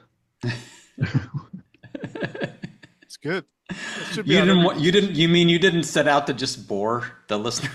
No, no, I know There's artists that have done plenty that. of that So I've out there. done sort of minimalist drone pieces or short 24-hour films of the Empire State Building. I figured that was done, and I needed to come up with something else. Great. So there was that. So I mean, Call of the Wild. I mean, I had the title. I stole the title from a book, Yeah. and I wrote some lyrics again about, an individual feeling trapped by behind their inability to break through or break out and make contact with someone else. Musically, I felt that Call of the Wild was somewhere between accessible and almost generic in terms of what it did melodically and with the guitar chords and things like Hmm. that, and the Hmm. chorus. I mean, so I don't have too much. I mean, if I had like what 1.5 verses. I mean, I think then we ended up repeating some stuff. Yeah. I I knew what the song did, and it was meant to be like the song "Something's Gonna Change." These songs were meant to be accessible, but powerful entrees Hmm. to the vision that was carried in some of the other songs, whether it be Minor Characters or Ship of Fools or Shadow Play or Touch and things like that. Can you comment on Ship of Fools? Do you have any comments about that song? I really That's like that one. very much along with the as yet unheard Raft is Not the Shore, and the song that we were discussing earlier. Which song were we discussing earlier that, oh, No More Parades. Yeah, No More Parades. It was very much about, people's quest for truth or quest for reality and trying out different things and not getting very far, going around in circles, but getting closer to the edge. Um, but Sail Away or the Ship of Fools. I'm familiar with the reference to the Ship of Fools in literary history and culture. It seemed to be a good image. The verses pretty much wrote themselves, and, and I wanted to have a good thumpy, strummy, you know, heave ho, let's go, guys, sail away on the Ship of Fools, with the wonderful voicings of Darla Greiser. That was, Perfect. I was getting ready to bring her up. I was trying to remember her name. Darla Greiser. She sang on that one. She probably sang on a whole bunch, but A I know lot of she them. was on Sound of Waves, and I know she was When on Worlds Collide, was she When on that one? Worlds I think she Collide. was. Yeah. Yeah. Yeah, beautiful. And her background vocals and upfront vocals with you Yes. really, really help make the album Yeah, as well. it's great. I Yeah. mean, she's someone else who's able to like understands the intent and spirit of the song and is able to translate it through her medium into, through her voice. Was she Uh, not also on Love in the Western World I cannot or remember. not? Okay. I thought I saw her credited, but I can't remember for It sure. would not surprise Yeah. me if she's on there. Um, there's a bunch of singing on Love in the Western World, but I mean, I prepped myself. Oh yeah, Darla. We got to talk about Darla on Lost Horizon because Yeah. of the contribution that her voice and her harmonies made to some of those songs. Um, definitely the Sound of Waves, for example.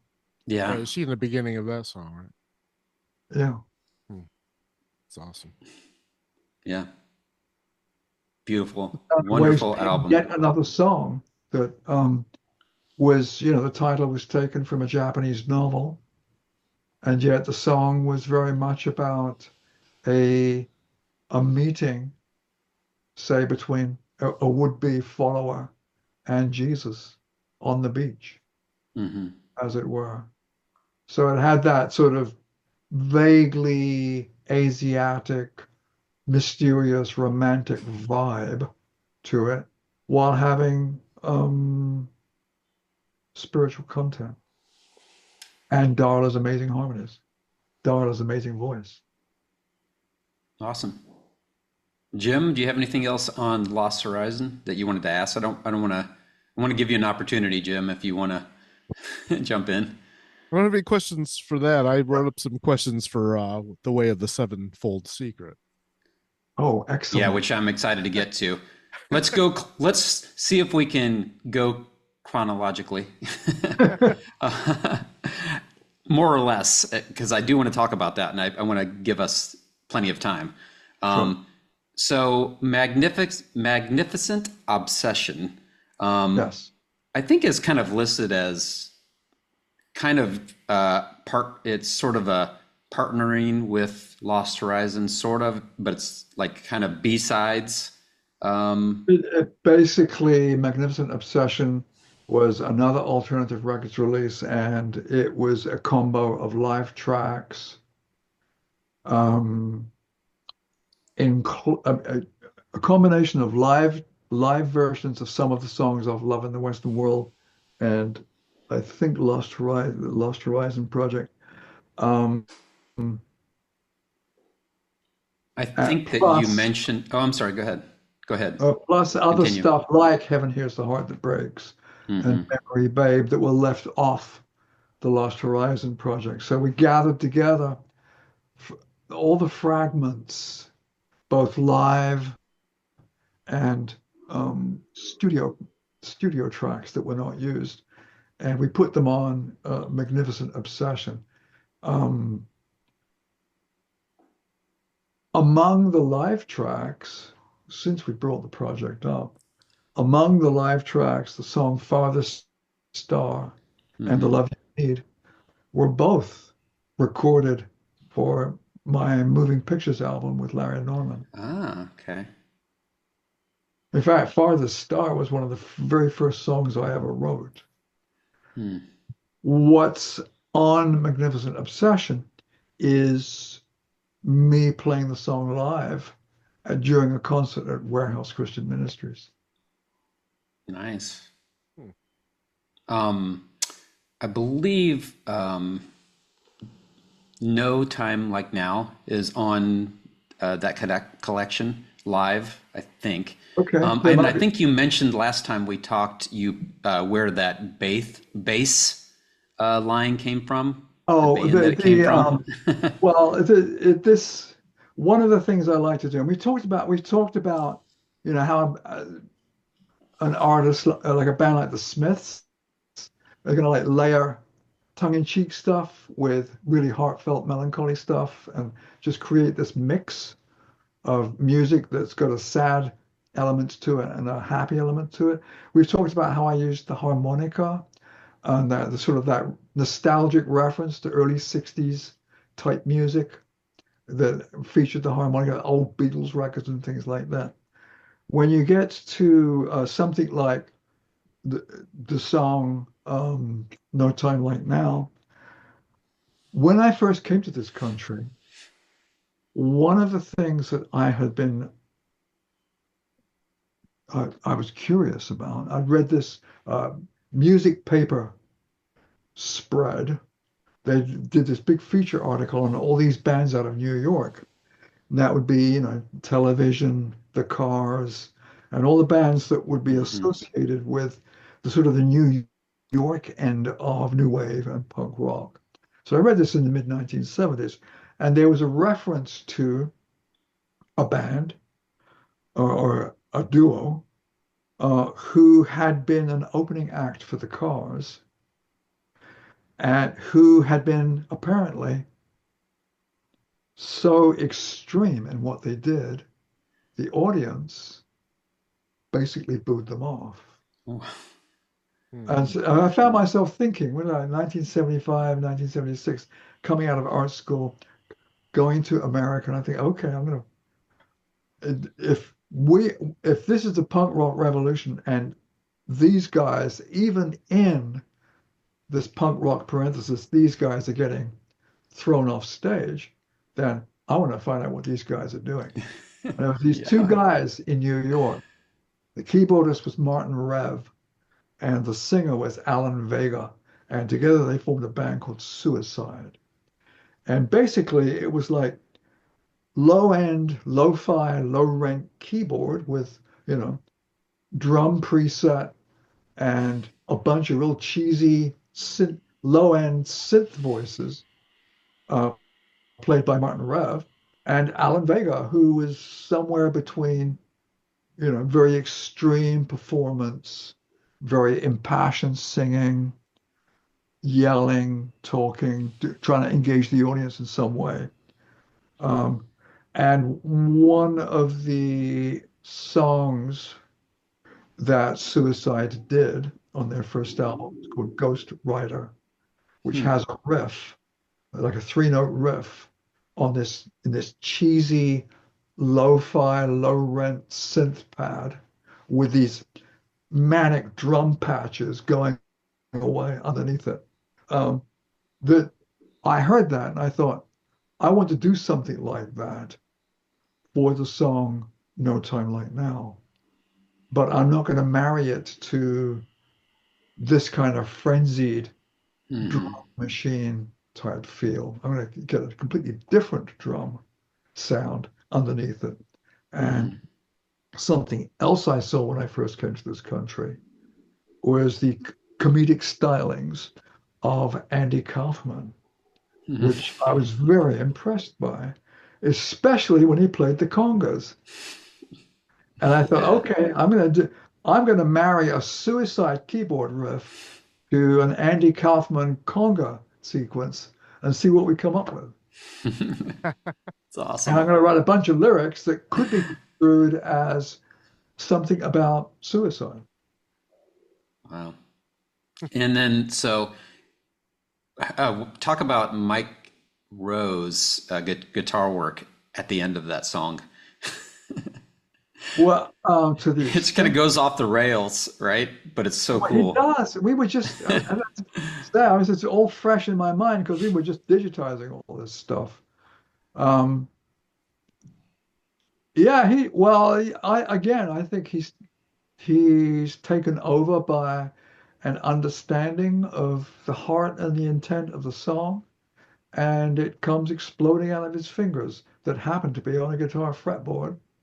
Um, and he plays great guitar and carries the, the emotional content of the song out of the lyrics into what the guitar does over the drums and the keyboard riff. Mhm. I think Jim put together all of your videos on a YouTube playlist. I did Um, yeah, recently. which video is it? I can't remember which song it is, but Jim will know. When Mike Something about Rowe is like mock, destroying his guitar at the end of. oh, He's swinging the guitar almost like in I the think it in the was Tower punk. of Babel, wasn't it? I Was it think Tower maybe of that Babel? was it. Was it Tower of Babel? Great. It was a Okay. live. It was a live concert. All right then. Well, I have to warn you, I have avoided religiously watching videos of myself performing. Why Uh, is that? be, I don't feel very rock star-ish. Hmm. And You watching myself attempt, not knowing that you it's not hugely comfortable to be up there and I don't. I feel like I agree with you that you are not rock starish in the videos, but I would say that you're very you, and you're sort of you almost are like a beatnik poet. Like you're kind of that kind of go with that. mannerism, which I Sure. think is cool. I think it really makes it. I think I think if I had to do it all again, I'd probably get up the gumption and just go, okay, I'm not going to be Mick Jagger or Freddie Mercury, but I do have this I mean, you look at someone like David Byrne with Talking Heads, Yeah, he's got that whole stiff mannerism down to a T. You could do that. It just where you know that you don't look very comfortable trying to be a pop star or something. Um, why not just play with that? Play with being yeah, awkward. Play with being absolutely. slightly offbeat. Play with those things. Create a character. Be a persona. Have that persona, come out through the songs because the songs are definitely about that kind of alienation. Why not translate it into a performance tech? Look at the way Ian Curtis would carry on in the front of Joy Division. So I mean, it's it's open now. You can explore those kinds of um, theatrics, as it were. At the time, I was going, "Oh, I'm not a rock star. I can't do this. I think I'll do spoken word instead." So, um, this kind of brings us up. I don't know if you want to talk any more about that album, Jim or Steve. Yeah. Um, it kind of brings us up to that's a good segue, sort of, because you then kind of you ended up uh, releasing the Butterfly Effect on Blonde Vinyl, yeah, it's um, around it. Oh, and and that was Mike Knott's label. yep, Um, I've been working on a Mike Knott tribute episode for months good. because I had a stroke and I just got, he got sidetracked Yeah, because he passed away earlier this year. yep. Um, can you talk about Mike a little bit or your interaction with him in the label? Minimal interaction. Um, always wanted to know, always wanted to get to know him better. Um, did go to some of his live performances, saw him at Cornerstone, saw him in Los Angeles. Um, I think I suspect that there was a wealth of intelligence present behind what he did. Whereas a lot of what he did was like very rock and roll, very performative and things like that. You look at his paintings and you look at the way what he staged. I mean, if you go to this, there's out there in YouTube land, he's at Cornerstone. He's appearing on stage and he's got the Cookie Monster head on while he's singing about a bomb, and somebody else in the band is made up like a clown. And so you just feel in your heart that Mike Knott basically understood what he was doing, and he was bringing in all kinds of performance and theatrical references and artistic sensibilities, and that the loud music and the somewhat moody persona were just the tip of a very intelligent iceberg.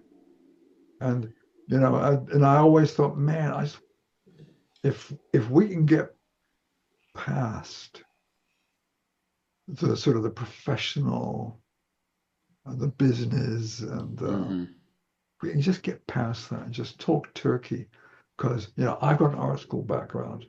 You've definitely got an awareness of what's going on artistically, with a capital A. I'd love to talk to you. I'd love to get into those trenches with you and discuss that stuff with you. Leaving aside all the loud rock music and all that kind of stuff. But that was not to be. But I connected with Mike Knott and Blonde Vinyl via a guy called Chris Rumbaugh, who was at that time doing something at Biola University, and he may have been I think he was a student there, but he was also a DJ, and he was connected to or adjacent to a band called Breakfast with Amy, Yeah. who were another group of highly intelligent people that were pulling together many layers of artistic reference, both in satirical ways and also, ways that what they were pulling together were important elements of the structural component of what they were doing. So it wasn't all pie in the face type stuff. It had some substance that contributed to the overall structure. I met Chris because I went to Biola, and I went to Biola because I'd written to some faculty at the art department and said, hey, I'm a pop star and I also know all about art. When can I come meet your students? And something worked out. It's like about the early 90s. Something worked out. And when I was down there, I ended up talking with Chris Rumbaugh, and it was through Chris Rumbaugh and Kenneth Bauer and others, Miles Williams, other people as well, that were all satellites within that Blonde Vinyl universe, that I ended up getting my relationship with Blonde Vinyl and doing the Butterfly Effect through them. But the Butterfly Effect, let us not forget that the first poem on the Butterfly Effect is the Sun poem. And the Sun poem was printed on the back of the Come Back Soon album that was put out by Songre, which was the pre-exit version of the record label, Warehouse Christian Ministries. So from Larry Norman to Songre to Exit to Alternative Records to Blonde Vinyl, there is something of a Steve Scott thread that carries on all these things. Again, not because, as I say, 95% of it is other people's investment, emotional, spiritual, and things like that. But when I sit back and I look at these things, I just go, oh my God, I was there for that. I was there for that. I went and saw that. I don't know why I had to go do this, but as a result of doing this, I got to go do this. I met these people. As a result of meeting these people, I got to do this. And so it's gone from, meeting Randy Stonehill in Carshalton, outside of London, to meeting Mike Knott in his LA offices, uh, uh, and beyond. Yeah. Um, you've talked a lot of every interview I've heard, which aren't that many, but there are a few. And the reading I've done, and our last discussion, you talk about the Book of John a lot, Mhm. and as a case study of art in culture. Sure. And that's also tied into um, the book, The Way of the Sevenfold Secret, and Sure. the album that you made that's about that, and about the author of the book, Lilias Trotter. Yeah. So I want to make sure we take some time to talk about anything you want to talk about related to the process of that and the book, and who she was, Sure. and what how the album came about, and maybe if we could read. I'm not sure what you have in mind. We wanted you to read some poems, maybe. Yeah, I've got some If poems, but they're not from that project. Okay, I've whatever got you want to uh, do other is poems. great. I just want to make sure we Uh, have enough time to do it. sure. Um, Okay. so, but let's talk about that project, the book and the project. Sure. And Jim may have some questions as well. All right. Well, all I'll say about John is John's Gospel is that I felt it provided an accessible intro into the mindset and the inspiration of John the storyteller, and that the information you could get by reading between the lines of John's Gospel, you could learn some things about communication. I mean, John was working with um, one cultural context that was very steeped in Israelite tradition and narrative. He also had a foot in a culture that was influenced in some ways by the surrounding Greek and Roman culture. So there are different scholars some will emphasize John's reliance on the Old Testament and related traditions. Others will talk about John's use of Greek theater forms. John, these stories are like little vignettes, little like Greek plays. Hmm. And I thought, okay, well, that makes John the poster boy of what it looks like to try and communicate in a culturally relevant way. And we all read John. Not everybody reads the Princeton Lectures by Abraham Kuyper and his teachings on culture. Not everybody reads Hans Ruckmacher, Modern Art and Death in the Culture.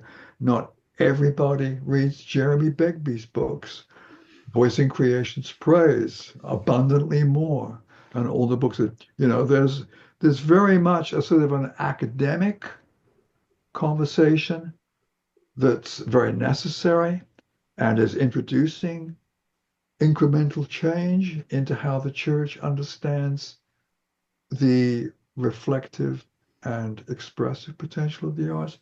But not everyone is, many people get scared away from the conversation by all the big words and the academic concepts and things like that. And I thought, well, we all read John. Your pastor preaches from John. We read the stories of John.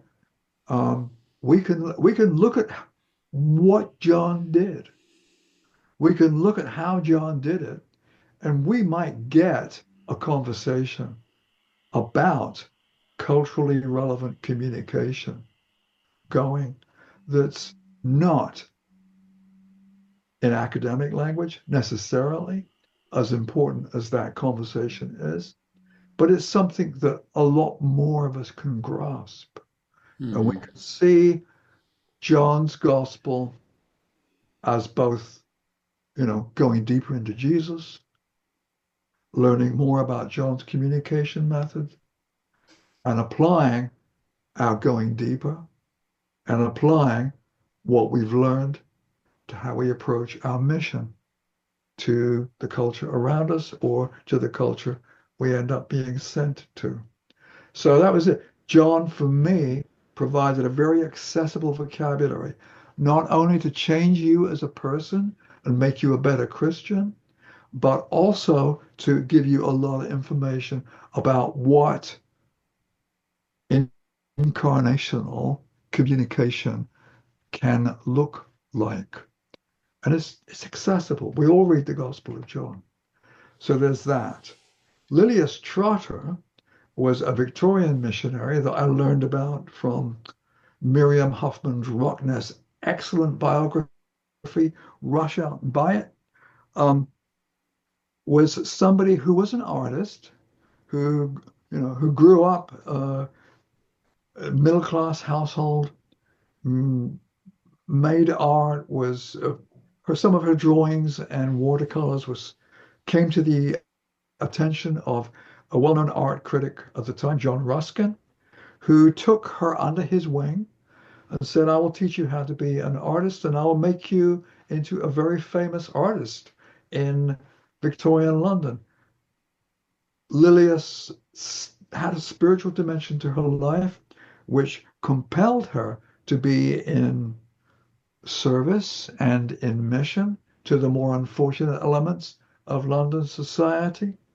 And it was during a meeting at the Young Women's Christian Association that Lilias heard a missionary from Africa make an appeal for people to go into mission in North Africa.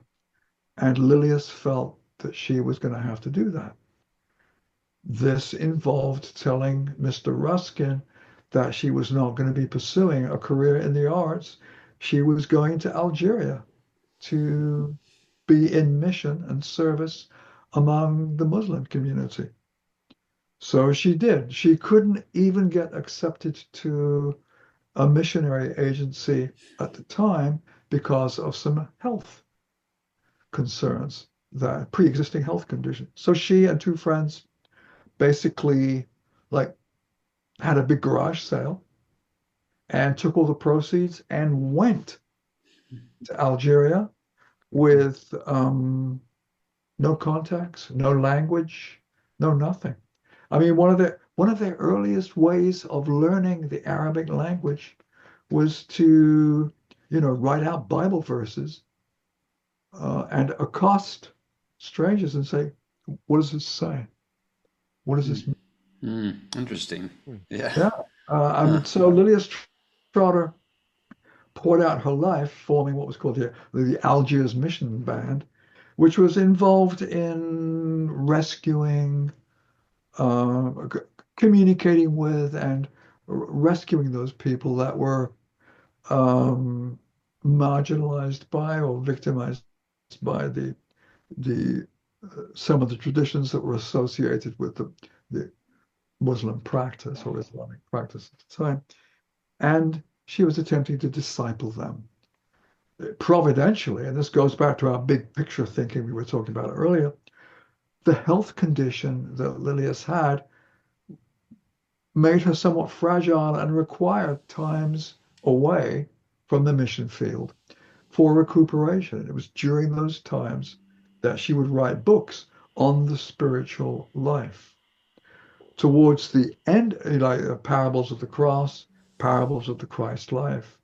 And she would use her artistic skill and her evident gifts to illustrate prayer letters, to illustrate books that she was putting out, so that her artistic skill set, while no longer about making her a famous artist, they were definitely in the flow of what she was doing in service and mission.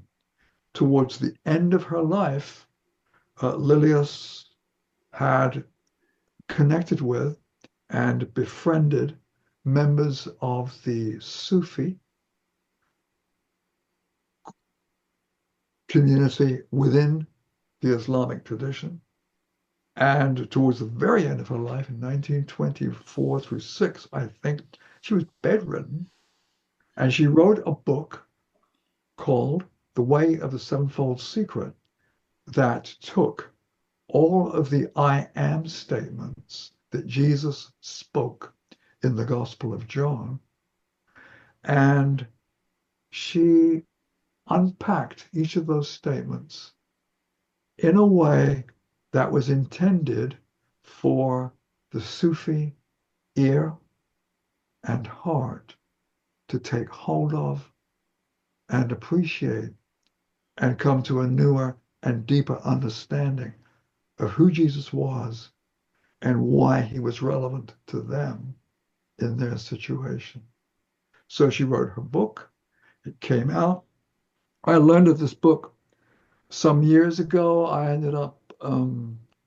eventually found it online, a free copy online, and I read it and I thought, I'm going to write some poems inspired by this book. Initially, I wrote blank verse because I wanted to, pretty much in the same spirit, I wanted to do something and then find a local singer or translator who would help me by translating the poems from my blank verse into something more traditional, rhyming, singable, something that was pressed into the song and the poetry forms of this particular community, because I saw it as a mission thing. But the more I worked on the poems, and I was reading the poets that I imagined were on the horizon around Lilius's time. So I'd be reading everything from Victorian hymn books through to Edwardian poets, through to First World War poets, Wilfred Owen, Lewis MacNeice, people like that. And I found that the poetry that I was writing, inspired as it was by Lilius's book and the I am statements, the poetry I was writing was steered more and more towards a simpler, more traditional rhyming form. So now I can go into a conversation with whoever. I've had a couple of conversations already. Say, I got this. I want to translate it. I want to hear it sung. I want this to happen in Pakistan. I want to hear what it sounds like in Farsi, Urdu, Telugu. Well, yeah. I want to know how these poems,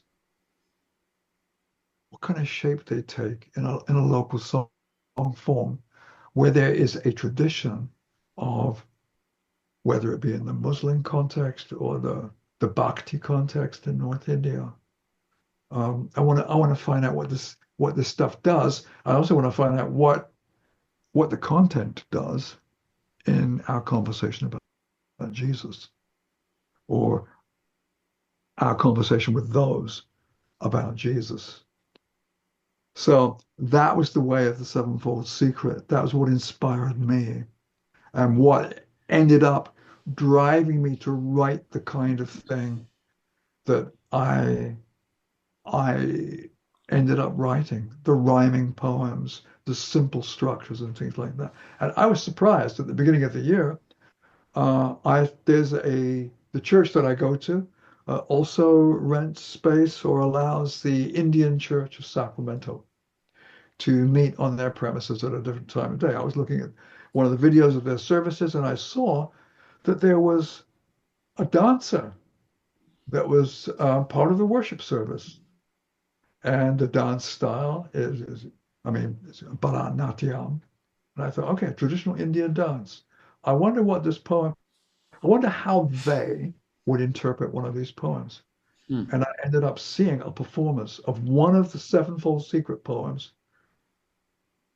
as interpreted in mime and dance through this traditional Bharatanatyam Indian dance language. And I was as delighted and surprised by the information that came back to me, as I hope everyone else was. Hmm. Wow, that's cool. Wow, Oh that's yeah. really cool.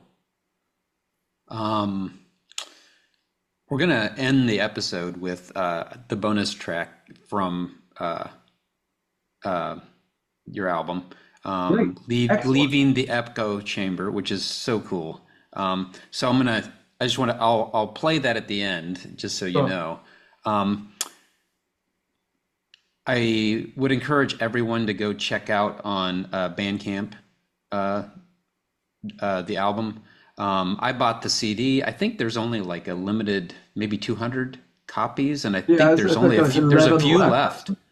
I think Uh, there's like maybe 12 left when I bought one. So, uh, you can always reach out to me. yeah. I've got more than So, 12, but not much more than 12 yeah. myself. But it's definitely worth seeking out. And like I said, I've been listening to it the past couple days because I just bought it. And I think I think it's divided. You could like listen to the whole thing, like one track. You can also listen to the breakups of the tracks, Sure. and they're called things like the companion, um, the bread, the vine. They're really interesting. All derived I from the I am sayings of Jesus. Yeah. Yeah, really interesting, and I think the opener um, is called Rainbows at Night. Is Oh, that those correct? the first Midnight. two poems. That's different, Yes, the right? first two poems. Rainbows at Midnight was Yeah, a poem about me walking my daughters to elementary school one winter and us discussing rainbows at midnight. Then the second poem, 65 Roses, yeah, yeah. um, was inspired by the story of an artist called Dylan Mortimer, who is a visual artist who is on his second lung transplant Oh because wow, he is a cystic fibrosis warrior. And wow. he's a young man. He's 45 now, I think. He's got a family. But the illness of cystic fibrosis, which we should all learn more about, Hmm. I think would, back when he was born, he'd be looking at the end of the tunnel, late teens, early 20s. Maybe I'm speaking in complete ignorance, but there's no good outcome. But there are tremendous medical breakthroughs. There's lung transplants. There's new medication coming onto the marketplace. And there are survivors and warriors like the artist Dylan Mortimer, who you will find online. He's got his own website. He's an astonishing, accomplished visual artist with like the right kind of heft or the academic art damage kind of credentials behind him. Um, and he's also a champion and a warrior and a spokesperson for the better outcomes for cystic fibrosis situation. And in his lifetime, he's seen changes medically as to what's possible, whether it be, his own experience with lung transplant, new medications, all those kinds of things. But it's something we should go look at Dylan Mortimer's work and learn everything you can about cystic fibrosis and consider where you can speak into that situation, contribution wise. Whether you're buying Dylan's art or just making a contribution to buy a breathing vest for some child in a developing economy, look into it and pray about plugging in to that situation because it's a dynamic situation, but your involvement will make it even more dynamic. Thank you. Thank you for sharing and bringing that to our attention. So Yeah. Rainbows at Midnight and 65 Roses were the first two poems, and then it kicks in to The Way of the Sevenfold Secret, the light, the bread, the whatever. Nice. We have probably about 20 to 25 minutes of left Uh-huh. of time. Um, I have kind of a hard stop tonight, which I don't usually have. So, Jim, I want to make sure if you have questions of regarding the way of the sevenfold secret, if you want to ask those, that'd be I'll great. just ask real quick. Who did the ambient soundscapes in the background for that Hey, album? You did. that was me. Oh, okay. That was me. And I It's me. searched for the Yeah. longest It's time. awesome. I thought, oh, I just need Middle Eastern music behind this stuff. I Right. just need to somehow. I mean, I remember wandering through a street market in Amsterdam in 2022 with my phone out, just trying to get, because there were like these stalls of Middle Eastern stuff being sold, and they were playing like, Turkish disco music, and I thought, yeah, Mhm. That's slow it cool. down or something. So cool. But I eventually ended up writing all the music myself, playing it, sketching it out in GarageBand, Hmm. and supremely in a program called GeoShred. I use GeoShred Pro on my iPad, and GeoShred Pro, it's ostensibly a program. I don't want to undersell it. It was written for guitarists, I think, to like hundreds of guitar voicings, but you play it on an iPad. But along with the guitar voicings, be it acoustic, be it dobro, be it electric, be it shred, be it this, be it that, there's a whole bunch of other voices on there, other sound libraries on there that draw upon instruments from other parts of the world, notably the Indian subcontinent. And so it was from the flute voices in GeoShred Pro that I was able to pull up a really heartfelt, authentic sounding, almost Bansuri type flute, which I used on a couple of tracks in there. And there were other things in there as well that made their way into the mix. But if you have an iPad or an iPad Pro, you really should look into getting the GeoShred Pro program. It's a bona fide instrument, tons of voices, and very fluid, very flexible.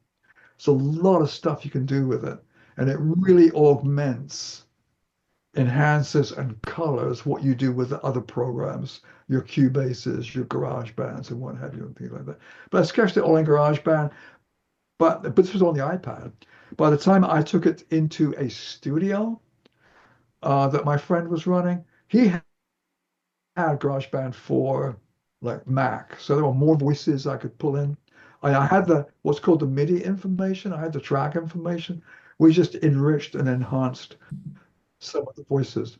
If you listen carefully through the entire sequence of The Way of the Sevenfold Secret, there are repeated melodic and textural themes, and they all come together on the track The Life at the end. The flute comes back in, the heavily tremoloed guitars, the strings, all that stuff mashes up at the end there. Um, so yeah, I created the backgrounds, but again, just like I'm dependent on 85 to 90% of other people's generosity, I was massively dependent on the astonishing GeoShred Pro on my iPad. What a great program. Everyone buy it. Cool. That's good. This episode is brought to you by GeoShred. Sorry. That's all. Oh, okay. So we're winding down. I've got a couple other things I definitely want to mention, and I want to hear some poems.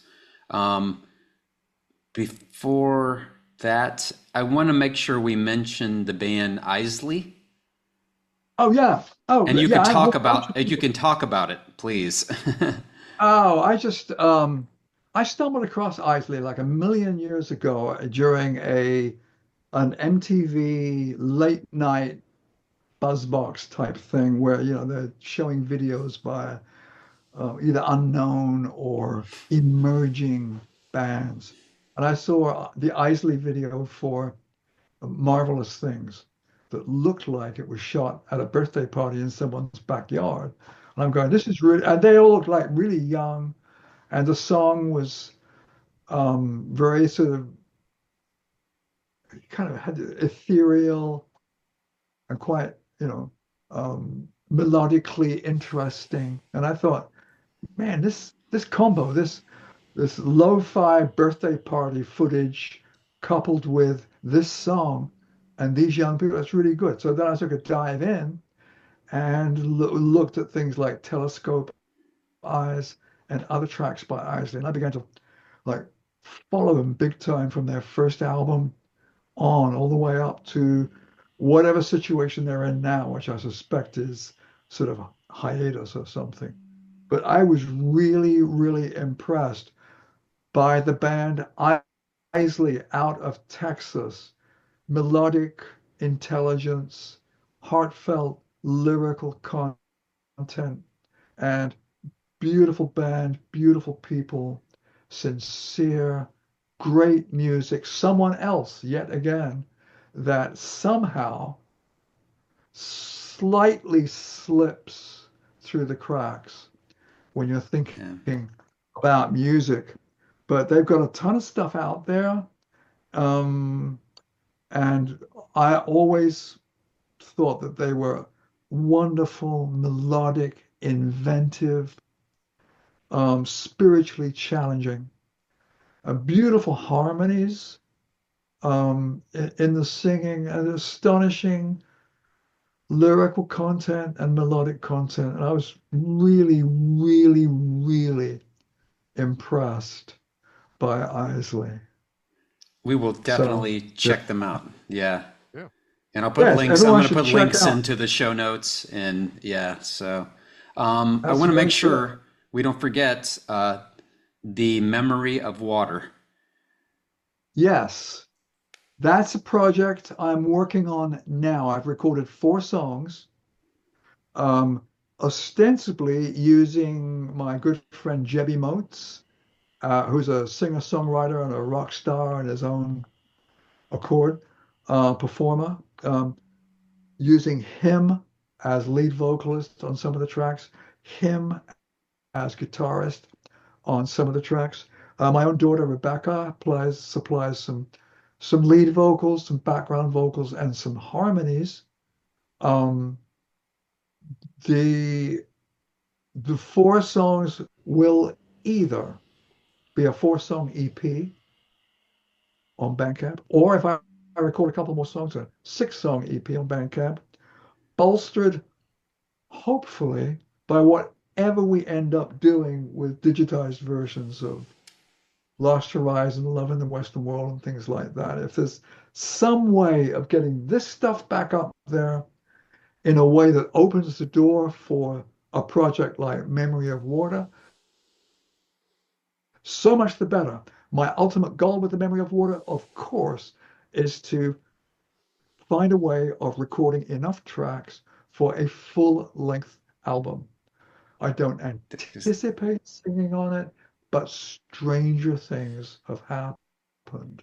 we can only hope. Um, We can only. working with yeah, working with guest vocalists. I was talking to someone and they said, "Oh yeah, this guest vocalist thing is really an intriguing angle." So I may continue to work like that. I might voice something myself. We'll see. But the ultimate goal is to get a full length album of Steve Scott songs up Nice. there in digital land for 2024, 2025. Oh, that's awesome. That's exciting. Yes. Um, I'm excited. I forgot to mention something, and hopefully we can do this fairly briefly because I hate to not mention this, and it was part of the timeline that I skip over accidentally in my notes. It was the crossing the boundaries Oh, sure. to touring with Galen Stewart. You know that project.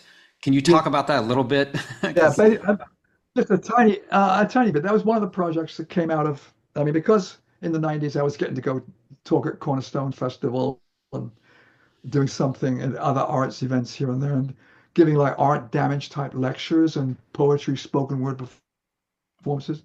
Galen Stewart was a painter from Ohio at the time that we would cross paths regularly in at the Cornerstone Festival. We began to talk about working on a collaboration together where I would write poems and create sound loops, and we would install the poems and sound loops in a gallery setting in like CD players, multiple players all going at the same time with his paintings. And the general theme was natural systems and cultural systems that are fragile, being threatened, in a state of decay, whatever. So I wrote poetry about flowers and birds and stuff like that. He integrated the language and the imagery that one would associate with things like that into his paintings and collages. And together, we created a mixed media gallery experience involving bird song, sound loops, spoken word, his images and paintings. And that went to different parts of this country.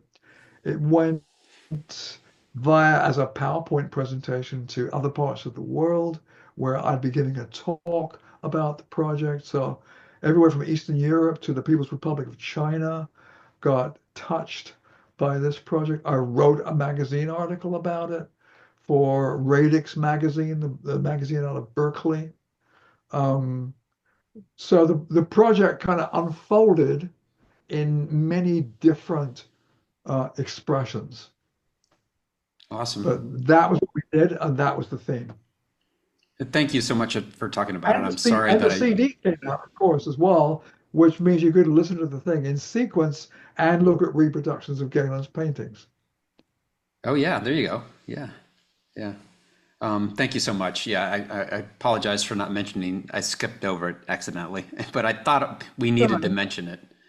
So, do you have a time for a couple poems or whatever you have sure, that you want to? I can read a couple of poems. That would be great. A real recent poem, because I was just in Marrakesh earlier this year, and this just got published in England. Um, well, we gave it the working title of Snake Charmer, but we'll see. So, Snake Charmer. I bought a single string of beads in a Marrakesh bazaar. They were blacker than a starless night. I dreamed of binding them upon my wrist, hoping that they would assist my recollection of your many names, and further would provide an anchor or a frame for all the rushing thoughts that hitherto had filled my days with overflowing streams. I got the beads at half the opening price. We both seemed satisfied with our end of the deal.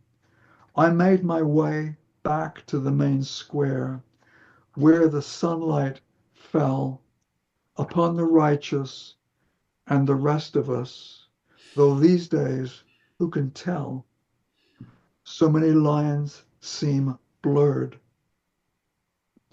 Meanwhile, the drums begin their fevered pulse and throb beneath the shrill, insistent reeds that wail as they poke and prod the slack coils on the sackcloth till they stir and stake their regal claim upon the day, spreading their hoods and rising as they sway. From where I stood, their tongues were hidden still, but their eyes were beads that glittered as they asked me, "Is this real?" Nice. Very nice. Beautiful. Yeah. Love it. Okay, here's a real old poem, but just undergone A new massive, one and an old one. All right. well, a fairly old one. I mean, how much time do we have? Uh, Probably we have time. We have time. Uh, I was gonna stop about you seven have or time. in 5 minutes, but I could probably give you another, 15. Okay, well, I'm going to read. This is a very different poem. Well, I'll save this one. I'm going to read something I've been working on and discussing with um, someone via email. This is called um,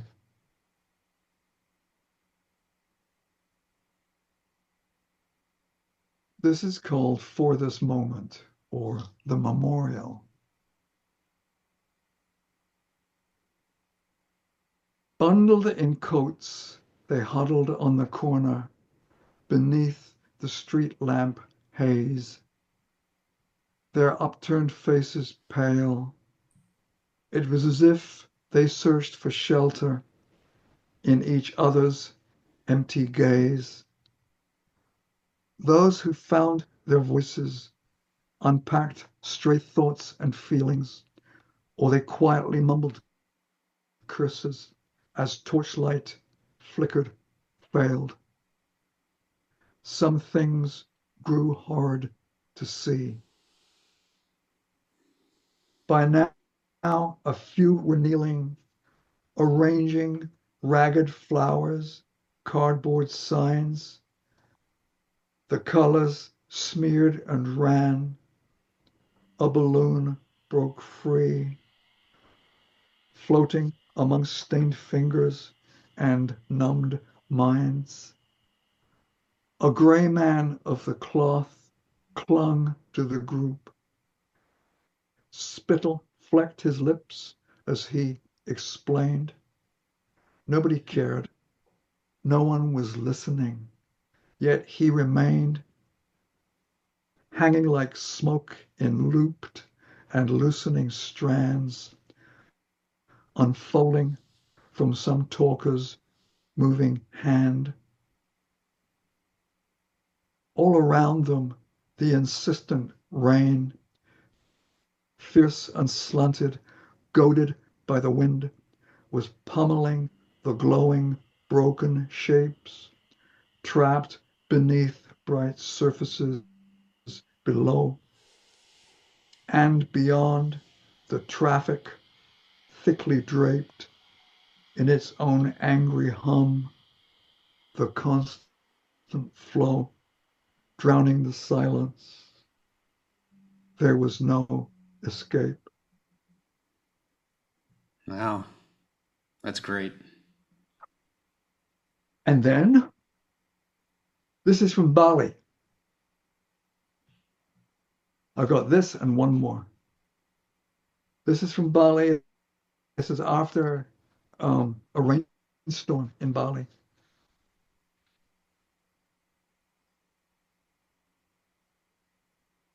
And it makes reference to what the frogs do once it stopped raining in Bali. Gotcha. Yeah. A single drop buds clear upon the downturned leaf, then falls and breaks the surface of still water. It flowers, frail as silk, expanding to embrace the silvered disk that slides and slowly shifts among reflected, broken clouds. And far away, across the empty beach, the dense packed sand. There is the drum and rumble of the waves. White hems of lace will fray and gently drift. Meanwhile, in this garden of incandescent green, faces of radiant stone lift from the pond. At last the frogs begin to braid the air unseen with interwoven tones, now that the rain has gone. Cool. Nice. And finally, and this will set up whatever it is, because the track that you want to play, the Leaving the Echo Chamber, echo is chamber. based, yes, that's based on the story in John 8 of Mhm. the adulterous woman. I've got a Yeah. poem here, which will be the last poem I read, Hopefully which not is ever. about, no, not ever, no, with about the wedding at Cana in John chapter 2.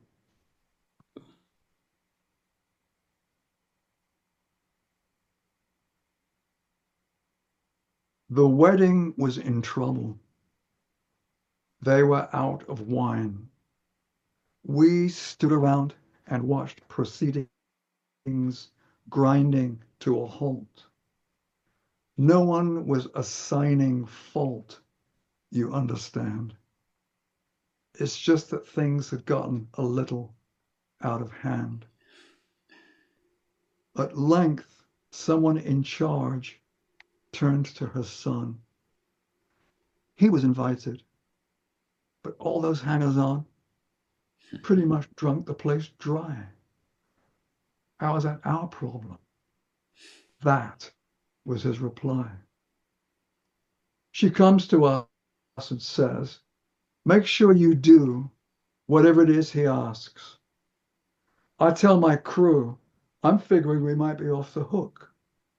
But then I notice that he starts to look at 6 stone jars the family kept by for water that was used to purify according to the law. He wants them filled. Now they were large, and what's more, quite empty when we first took from the well. He then points to the steward and says, go give him some. He takes just one taste and then turns to the groom. About this time, the cheaper stuff gets poured. Not so with you. You've saved the best until the party's almost through. Where did it come from? No one's got a clue. So we at least had that. The servants knew.